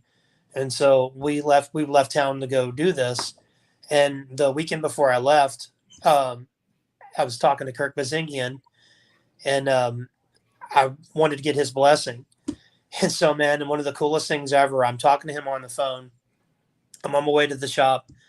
I'm pacing around the shop talking to him. Then it's like, hold on, Kirk, I got to turn my sign on and open up. So I open up and I'm talking to him. And he's got that he's like, Dan, I want to tell you, I'm very proud of you. You got my blessing. Cover your ass because they'll take from you, sometimes. And he's like, you got this. I'm very proud of you and you have my blessing. Are you there? I had tears coming out of my eye because I'm like, America's dad just gave me his blessing to do what he did years before. And so that was such a confidence booster. And then we go to this convention to meet this guy. And I'm thinking it's probably some guy that like sets up their table and like he's like the manager that day. No, the guy I met with was the head of Fans Channel. And I was just like, I should have kept the Tony Stark thing and I should have wore a suit because I'm all like clean shaven. I'm wearing like a polo shirt. And I was like, okay, yeah, I'm a little nervous now, And so, and he was a cool guy. And so we met, him, the vendor that set this up, and he walked away to let us talk. So we were talking in this hotel conference center, and there was a gas leak, and the fire alarm goes off. And so like they're evacuating the hotel, and this guy and I are sitting there talking about this. He goes, well, how do you feel about 12-inch? I'm like, let's do it all. 4, 12, 6, and 12. What about role play? Let's do role play. I'm down whatever we can do to get kids into this. Because we have to serve two masters. They have, and that's the big problem. They don't understand. And this is whether whoever's in charge of it, 10 years from now, 15 years ago, whatever, you have to serve two masters. Inside knowledge is they can't stand it that you and I are their audience. The reason that the cartoon is on YouTube is because Hasbro's whole thing is, and I was told this by this man, you have to have a media property to have a toy line. And I'm like, I said, all due respect, sir, you guys don't deserve a media property for G.I. Joe because it's been dormant for too long. You have to introduce it grassroots. You have to do the toy, the comic, a cartoon that you can control on YouTube. Then you earn the right to have that. Yes, that's the goal. Let's do movies and make it huge and make it like James Bond, where every 2 years it's a G.I. Joe movie or something.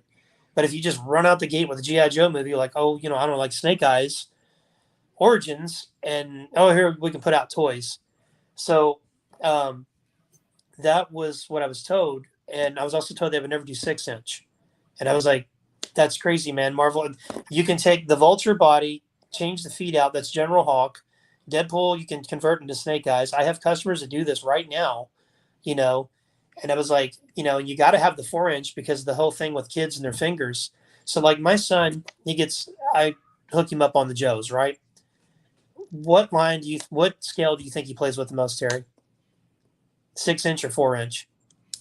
6-inch. Nope, he plays with 4-inch.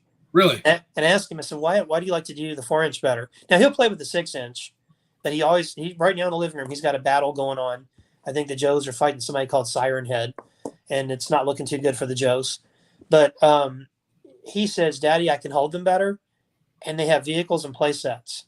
And my son's got Playmobil houses and buildings. So he'll have like the Joes will take over the Playmobil hospital or they'll take over the fire station and you can fit them in there.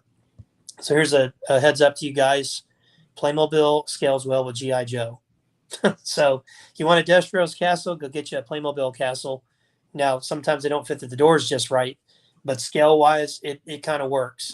Because I've got a Playmobil cabin that acts as Snake Eyes' cabin. Snake Eyes is kicking back with his buoy hat on, with a RoboCop's gun in his hand, while Zartan's sneaking on the roof, but he knows he's there. But yeah, so that was like the big thing that's why he plays with the 4-inch. Now he'll play with the 6-inch, but they're harder for him to play with. Where the 4-inch, it's not. See, I figured that the 6-inch would be easier for kids to play with. Well, if you go back to the whole thing with like Star Wars and why they did that scale, because 12-inch was the scale, $6 Million Man, yeah, G.I. Joe, Barbie, all that stuff. I forget the guy's name, Bernie somebody. He was like, what scale is it going to be? And the guy had giant hands, and he was like, this scale. And it was the size of his finger. It was like 4 inches. So, like, and he said, because kids need to be able to handle these, and it's more cost effective to make ships and play sets. And so, we did the pitch, and then we were like, oh, the firemen were like, yeah, you guys get the hell out of here. It's a gas leak. And so we're like, oh crap, I got to call my wife. Hey, are you guys okay? I'm like, yeah, we're outside. I'm like, all right, we're coming out now. And so we're still talking. And so he was interested. He took the pitch and then went back to Rhode Island, and he had to sell it to a lady ahead of him, and I never heard back. And I was like, I knew it was a 1 in a million shot, but you kind of have to take those shots sometimes. Just like when I went in to the zone and said, hey man, I'm here to buy it. You still want to sell it? And yeah, let's do this. Because if you don't, like a line from Tulsa King that was just coming back on tonight, if you don't ask the question, the answer is always no. And so it's like, that's so true. And so I was like, I had to take my shot. And it's a great learning exercise. And a lot of the plot points I'm using for my properties that I'm doing, with my graphic novels and stuff like that, obviously I can't use G.I. Joe, but plot points I can. And, but yeah. And then, so I think it was January of 2020. I was off and I was going to go get some movie popcorn to eat for lunch. And one of my vendors called, not the vendor that set up the meet, but another vendor, a mutual vendor of ours, and said, hey, I got some stuff I need to get from you real quick on an order. I'm like, okay. And he goes through, how many cases of this? How many cases? Are you sitting down, Dan? I said, yes. How many cases of 6-inch G.I. Joe do you want? I was like, well, now I can't stand up because I would embarrass myself in front of people. 10 of everything. Okay, got it. And he was like, you're the first vendor we called because we knew, what you were doing prior to this. Because I was methodical and I hate doing numbers. Like it was more fun doing the storyline stuff and how this branches, because I had it worked out where Cobra Commander was the only one that knew about Cobra Law. So like on the packages, so like you would have G.I. Joe and the first thing would say Operation Leviathan, which I don't really know what that was going to be yet. And then we had another one was going to be G.I. Joe Operation Springfield, G.I. Joe Cobra Civil War. And so the way your graphic novels would come packaged with the comics, they would look like a file dossier, like laid out on the table with a photo of the cover. And then it would say like, Mission 1 or, and I thought that would be so fun to do it that way instead of just kind of like Volume 1 or Graphic Novel 1. And so, yeah, that was the pitch. And like I said, I don't think it was a waste of time. And I've noticed a few familiar elements, but, my lawyers got the pitch. So whatever, whatever it is, I'm just glad it's back out. I just wish there was rhyme or reason as to why they're doing it, why they do this or why they do that. Right.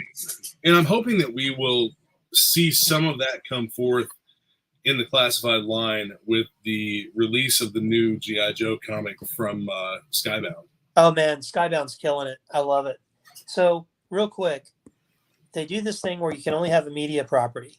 So remember the video game that came out that nobody could find and nobody liked that could find it? Yeah. That was the media. That was the media property that allowed them to do classified. So that's why Duke and everybody have the shin guards and they don't look like classic characters, right? I like that stuff though. Some of it was cool. I didn't hate it. I mean, you could do Duke in a business suit. I'll buy it. He's undercover Duke or whatever. I'm like, make everything. We will get it. Maybe I shouldn't have said that because Hasbro's like, yes, make everything. See, that's what I think, man. Like, just make it all. Make all of it plus new stuff. Exactly. And so the idea was, or the thing was that they had to have a media property. So this was how they sold it to the powers that be at getting this done. So that's why they don't have the guns. They have the Nerf gun, laser gun stuff because it matched the video game. Yeah. And because the line did so well initially, because there's a lot of people that were like, I won't name any channels because I'm not trying to get heat with people and before I even get my channel off the ground. But there were people out there like, the Duke's figures were pig warming. I'm like, no, they weren't. I sold out of everything in my store. I had to go to Target to try to find stuff to fill my orders. Yeah. And sell it at a loss, because I just to, hook a customer up because nobody could find it.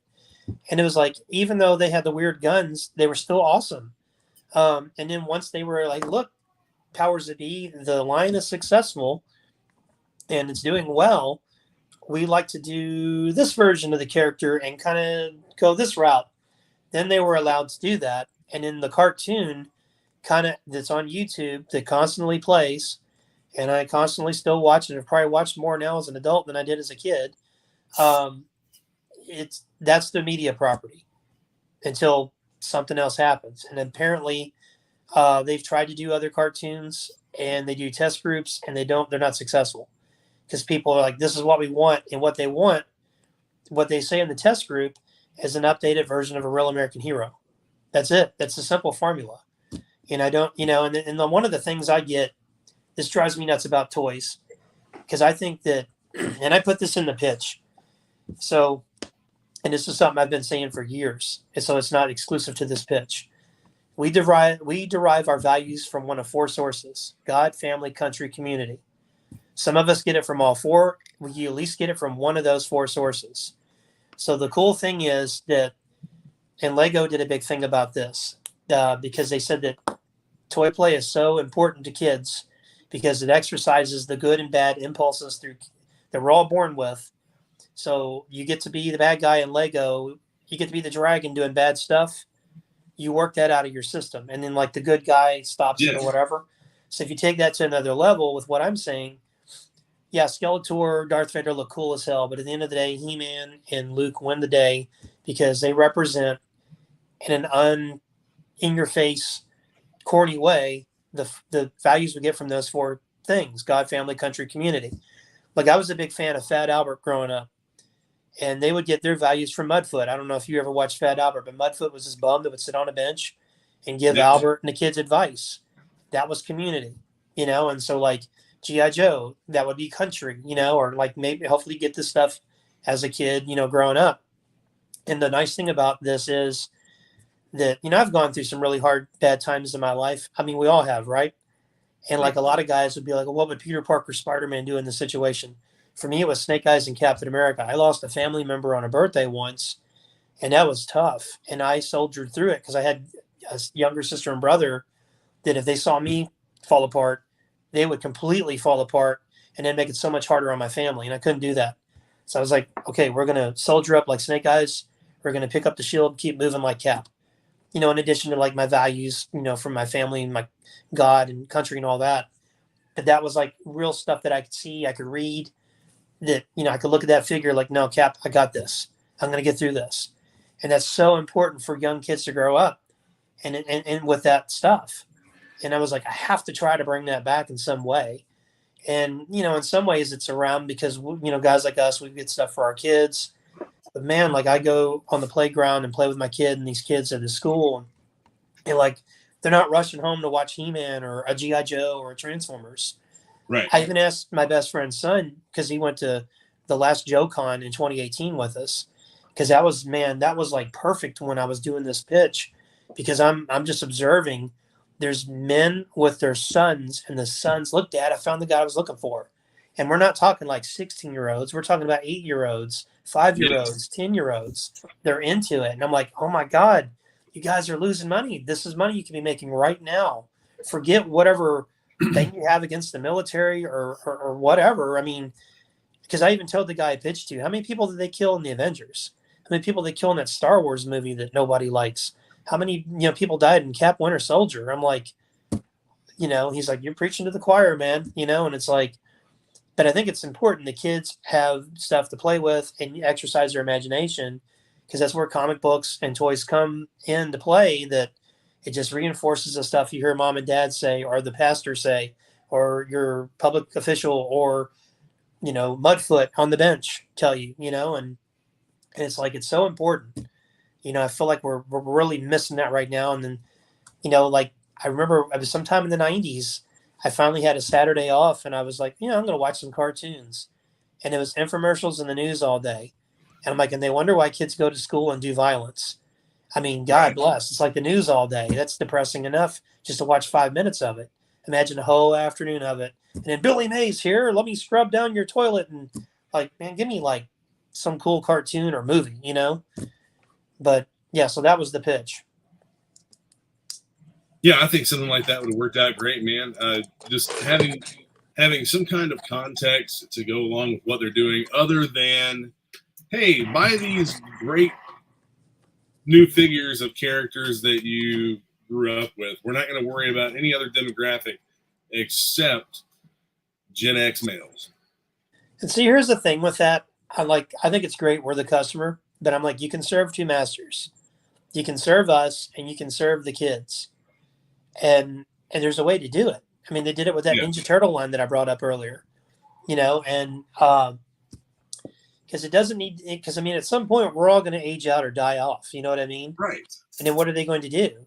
And I asked my friend's son, they went to that convention with us, I said, man, like your generation, what convention are you guys going to go to that's a nostalgia thing? Because you didn't grow up with He-Man or Transformers or G.I. Joe. You kind of did through your dad and me, but like, what is it going to be, like Peppa Pig? That's the most original thing I can think of, which we love Peppa Pig here at the house, but or we used to. and it's like that, maybe Fortnite, I guess, a video game convention, but then like what specific game? He's like, I don't know. I really don't know. He's like, maybe a Destiny convention, a Halo convention, maybe. I don't know. But it's like, hey, look at Halo. That serves two masters, adults and kids. Yes, absolutely. Fortnite, adults and kids. Call of Duty, adults and kids. And another thing, too, I was like, you guys are worried about pushback from parents. They're letting their kids play Call of Duty. It's about the military killing people. We're not even going to be really killing people in this, They didn't in the original cartoons. You can still kind of do that, So we barely touched on the Energon universe, and I know that you have a little bit of insight into the new G.I. Joe comic that's coming out. A little bit. There's a very cool surprise that I can't say, but it's very, very obvious. So I'll just leave it at that. When you get to, I think it's like in issue 8 or 9, they said, you'll be like, yeah, I get it. Why didn't I see that coming? But I can tell you this, man, like comics have been in a weird place for the last several years. And it started out with them getting into like politics and social issue stuff. Yes. And basically telling their fans, we don't need you anymore. Yep. And then it's not so much as of that right now. It's just really bad writing. Like the guys some of these people that write these books don't know how to write stories or tell a story, or, you got some guy that's 20 or 22 that got a liberal arts degree in like progressive basket weaving. And his professor is studying this utopia that could be with basket weaving. And like, so that's how I'm going to write this book, because men are docile to women, and women all have shaved heads, and it's weird. And that's not how the world is. I mean, some of it is, and cool, whatever, everyone's welcome. But the IDW, and no offense to them, because I had a pretty good relationship with them. There's an issue of G.I. Joe, I think it's issue 21 of the Chuck Dixon series, where I'm in the back of the book in a Snake Eyes costume, leaning up against the wall, reading a Snake Eyes comic. And it was hold on one second. Wyatt, Daddy's on the phone. Okay, go in the living room. My son's trying to bust in. He's like, Daddy's in there talking. So like they were really gracious and put me in this comic, and I was giving them feedback like, man, you guys are crushing it. People love this Chuck Dixon G.I. Joe, the Mike Costa Cobra book, and I'm probably Christos Gage, Mike Costa Cobra book. I mean, it was just really great. And same thing with Transformers. Like when people would come in the shop and they're like, and this is going back like maybe when like New 52 Batman was going on. They're like, hey man, I haven't been in the comics for 10 years. What do you recommend? Scott Snyder Batman, Robert Kirkman's Walking Dead, Transformers, and then like Ninja Turtles. And they're like, really? And it's like, sorry, I'm reading something in the chat there. Mm-hmm. Yeah, I can't. My boomer eyes can't really see what's being said there, but whatever. So Lone Dragon is asking if you want to come onto a message board and kind of back him up on someone who's calling him stupid for saying that G.I. Joe needs a new cartoon. Oh, absolutely. I'll say it right now. If I had another shot with Hasbro, or I was the guy in charge, I've watched the Sunbow series so much, right? And a buddy of mine, so let me real quick.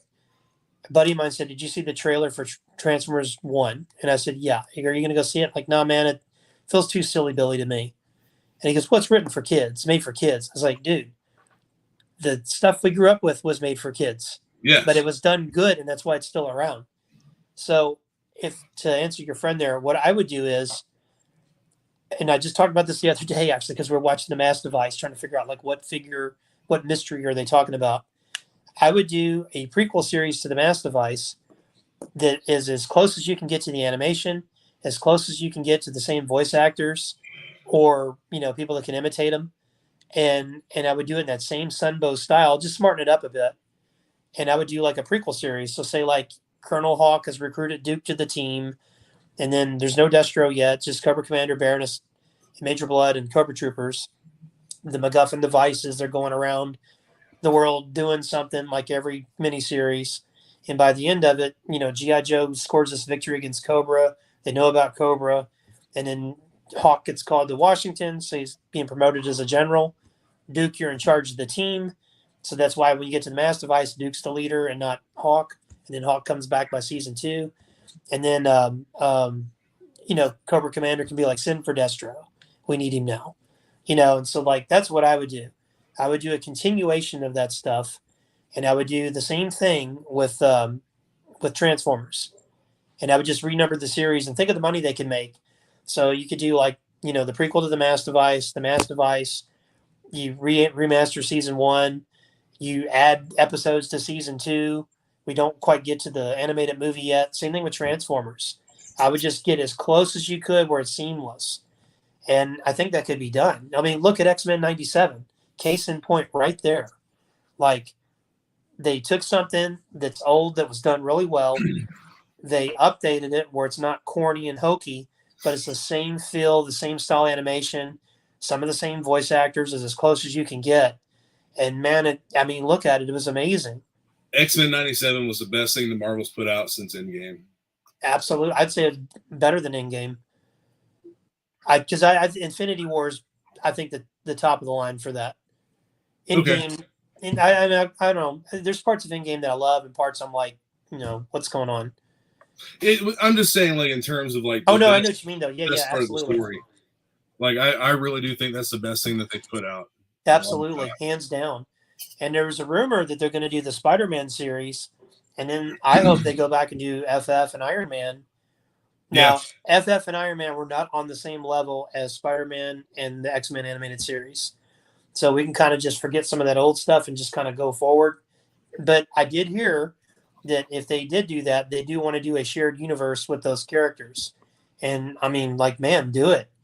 The fact that this is like the most criminal thing in the world. The fact that Disney owns Marvel, the fact that I don't know who owns DC Comics anymore.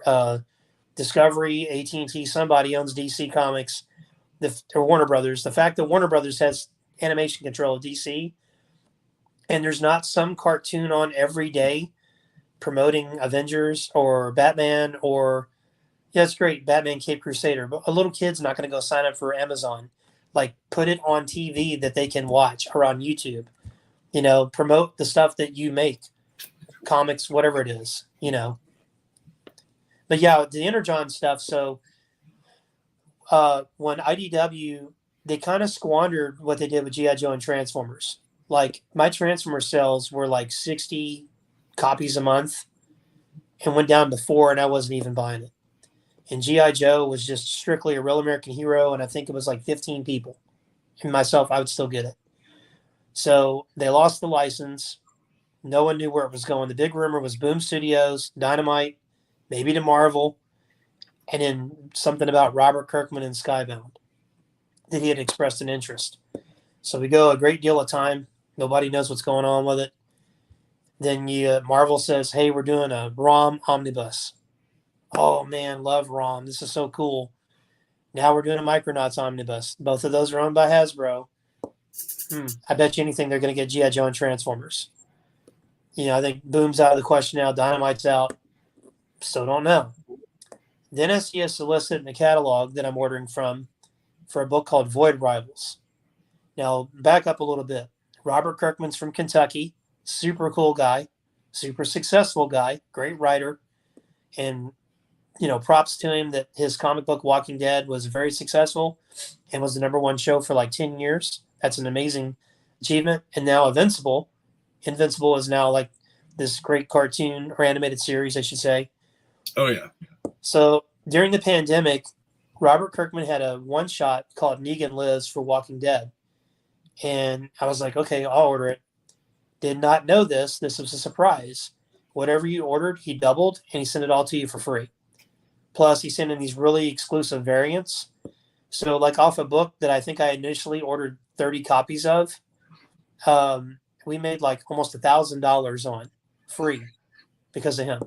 So, like anything he puts out, I feel obligated as a shop owner to support. So, I see this book called Void Rivals, and I was like, oh man, this sounds cool. It's in space. He's writing it. I can't think of who the artist is, but I know he's worked with him before. I'm going to order 50 copies. I'm going to roll the dice on this. We need a hit, So I think it's 2 weeks before the book comes out because I had somehow missed out on a retailer call where I ordered like 1,000 copies of the book. It gets leaked out that he's got the license of G.I. Joe and Transformers. And it's like, wow. And it's going to have something to do with this Void Rivals book. So people are like, can I add Void Rivals to my pull list? And I'm like, oh, please, I have ordered enough. Please order it. And I did. So in the middle of that book, these two characters, they're kind of fighting each other, and then they got to work together to get off this planet they crashed on. They find this ship, and the ship, they power it up.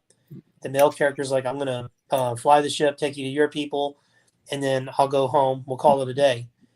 And they power the ship up. It starts shaking, and it jumps up, and it's jet fire, and he transforms. And you're like, what the heck? And he's like, I have to find Optimus Prime. How long have I been here? And he just transforms and flies off. And at the end of the book, in the letters page, Kirkman's like, surprise, welcome to the Energon universe. I have G.I. Joe and Transformers. And this is the start of it. And so, man, oh, man. So that kicks off Transformers #1, where Jetfire finds the Ark, reactivates Starscream, his old friend. Then he reactivates Optimus Prime. Then he gets attacked by Starscream. Optimus Prime is throwing German suplexes on people, on Transformers rather. And it's so cool. And then Transformers #2 kicks off a Duke miniseries. And then there's a Cobra Commander miniseries that comes out. And the Cobra Commander miniseries is probably my favorite book of the year, hands down. It was amazing. Probably mine as well. Oh my gosh. Just that first issue when he's like, the guy's like, retreat. And you're like, oh man. And you're like, bam. And you're like, whoa, that's not him. I'm like, well, this is cool. Yeah, dude. Cobra Commander, as a character, is more along the lines of what I always imagined Cobra Commander to really be, that unhinged, just pure evil character. Issue 1 was my favorite book of 2023. Issue 5 has been my favorite book of 2024. Just because when he meets Destro and all that.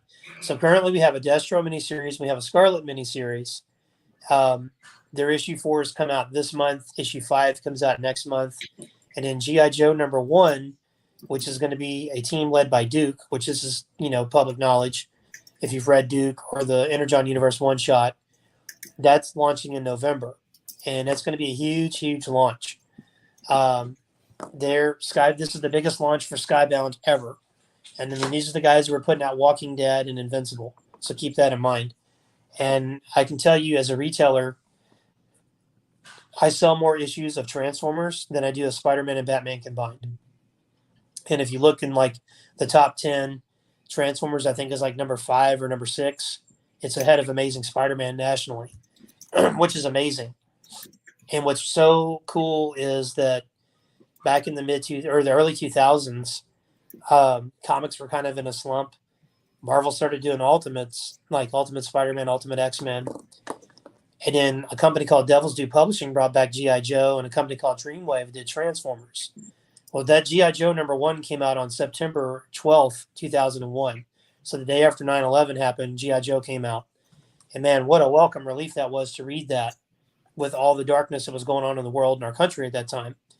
And so that kick-started an 80s nostalgia boom. So you had a company come out with He-Man, Thundercats, Gotcha Man, or Battle of the Planets.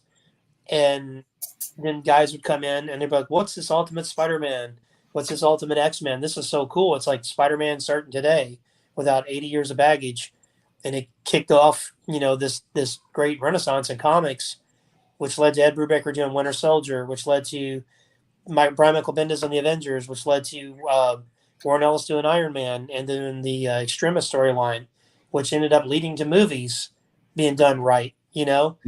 And it kicked off because of the 80s properties. Well, guess what's leading the resurgence in comics now? Transformers, G.I. Joe. There's a Gotcha Man comic again. There's a Thundercats comic again. It's all coming back again, and it's great. It's great to see that. But yeah, that G.I. Joe book is going to be huge. Whether you get it from my shop, which we ship all over the United States, by the way, or you get it at wherever you get it, because it's going to be huge and it's going to be a lot of fun. And there's going to be some huge surprises in it, like literally. Mum's Yeah, the I word. can't wait for it, man. I absolutely love the fact that they brought Cobra Law back into it with what a way a to lot do it. better context than what it had in the cartoon. And I mean, it's just the story writing is great for all of the Energon stuff. So Joshua Williamson, who did the Duke series and Cobra Commander, he's the artist on the G.I. Joe book, and I think the writer, and the artist from Duke, I think it's Duke, is going to be the artist on G.I. Joe. I get some of the artists mixed up, but man, they were showing us stuff. There's a new character named Risk. He's the guy you see in the dress suit with a shot or with an old style rifle. They're like really hoping that Hasbro makes him a classified figure. I hope they make all of them a classified figure, man. I really, really want that Hero Baroness, dude. Oh my gosh. I saw that and I was like, oh, I gotta have that. I gotta have that, and I gotta have that for a costume like that for my wife, and I gotta have that as a figure. And Chameleon. Oh man, the whole series, man. That first issue of Destro, I didn't realize this until I watched somebody explain it. That the lady that's in the Destro book, that he kind of is it his arms deal or whatever. Yeah, that's the lady from the G1 cartoon that fell in love with Power Glide. And she had some gimmick where like machines and technology doesn't work around her. So they're thinking when that bomb dropped, it was her gimmick that stopped that from exploding and killing them. Yeah. Or man, she might be the one so responsible awesome for everything going on. And I don't have any insider knowledge on this, but my personal take on the Destro book is that Cobra Commander's manipulating extensive enterprises of Mars to whittle them down and to let them know that, like, I'm your boss. You work for me. That's my gut feeling, that he's the one kind of, pulling the strings, because that's what he does. And man, how cool, how wild was it what they did with the Dreadnoks? It was like the hills have eyes or something. I was like, I don't even want to. The shack blew me away.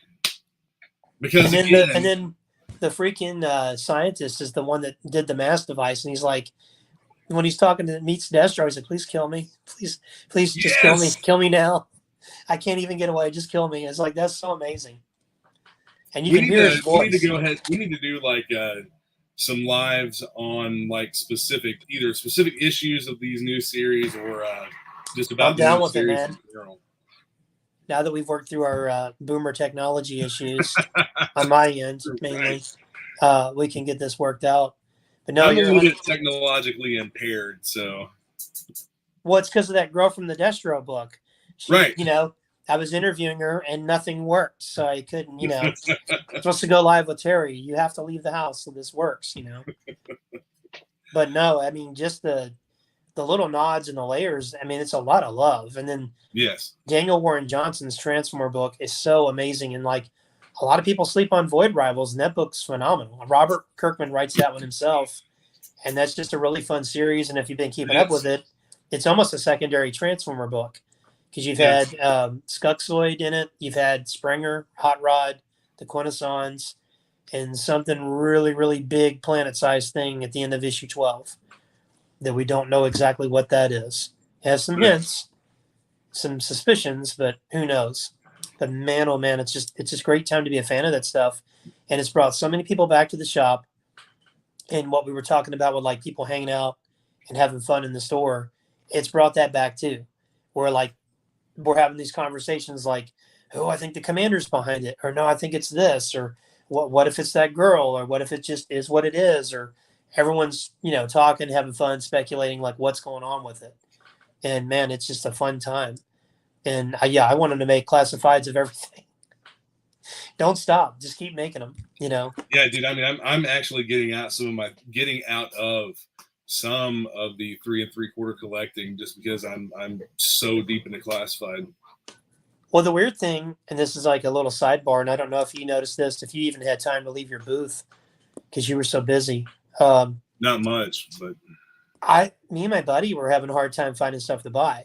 The first time they moved that show to that new venue, because we buy like the modern figures, like I'll like vintage, I'll get and I'll recard them and hang them on a wall because I think the vintage look better on card, and I really can't afford to go around and buying, like version 1, version 2 snake eyes and all that. But I can recard them, and it just, they look good, This, like, if Super 7's doing the O-ring stuff, I'll probably buy that, even though I don't really do the O-rings anymore.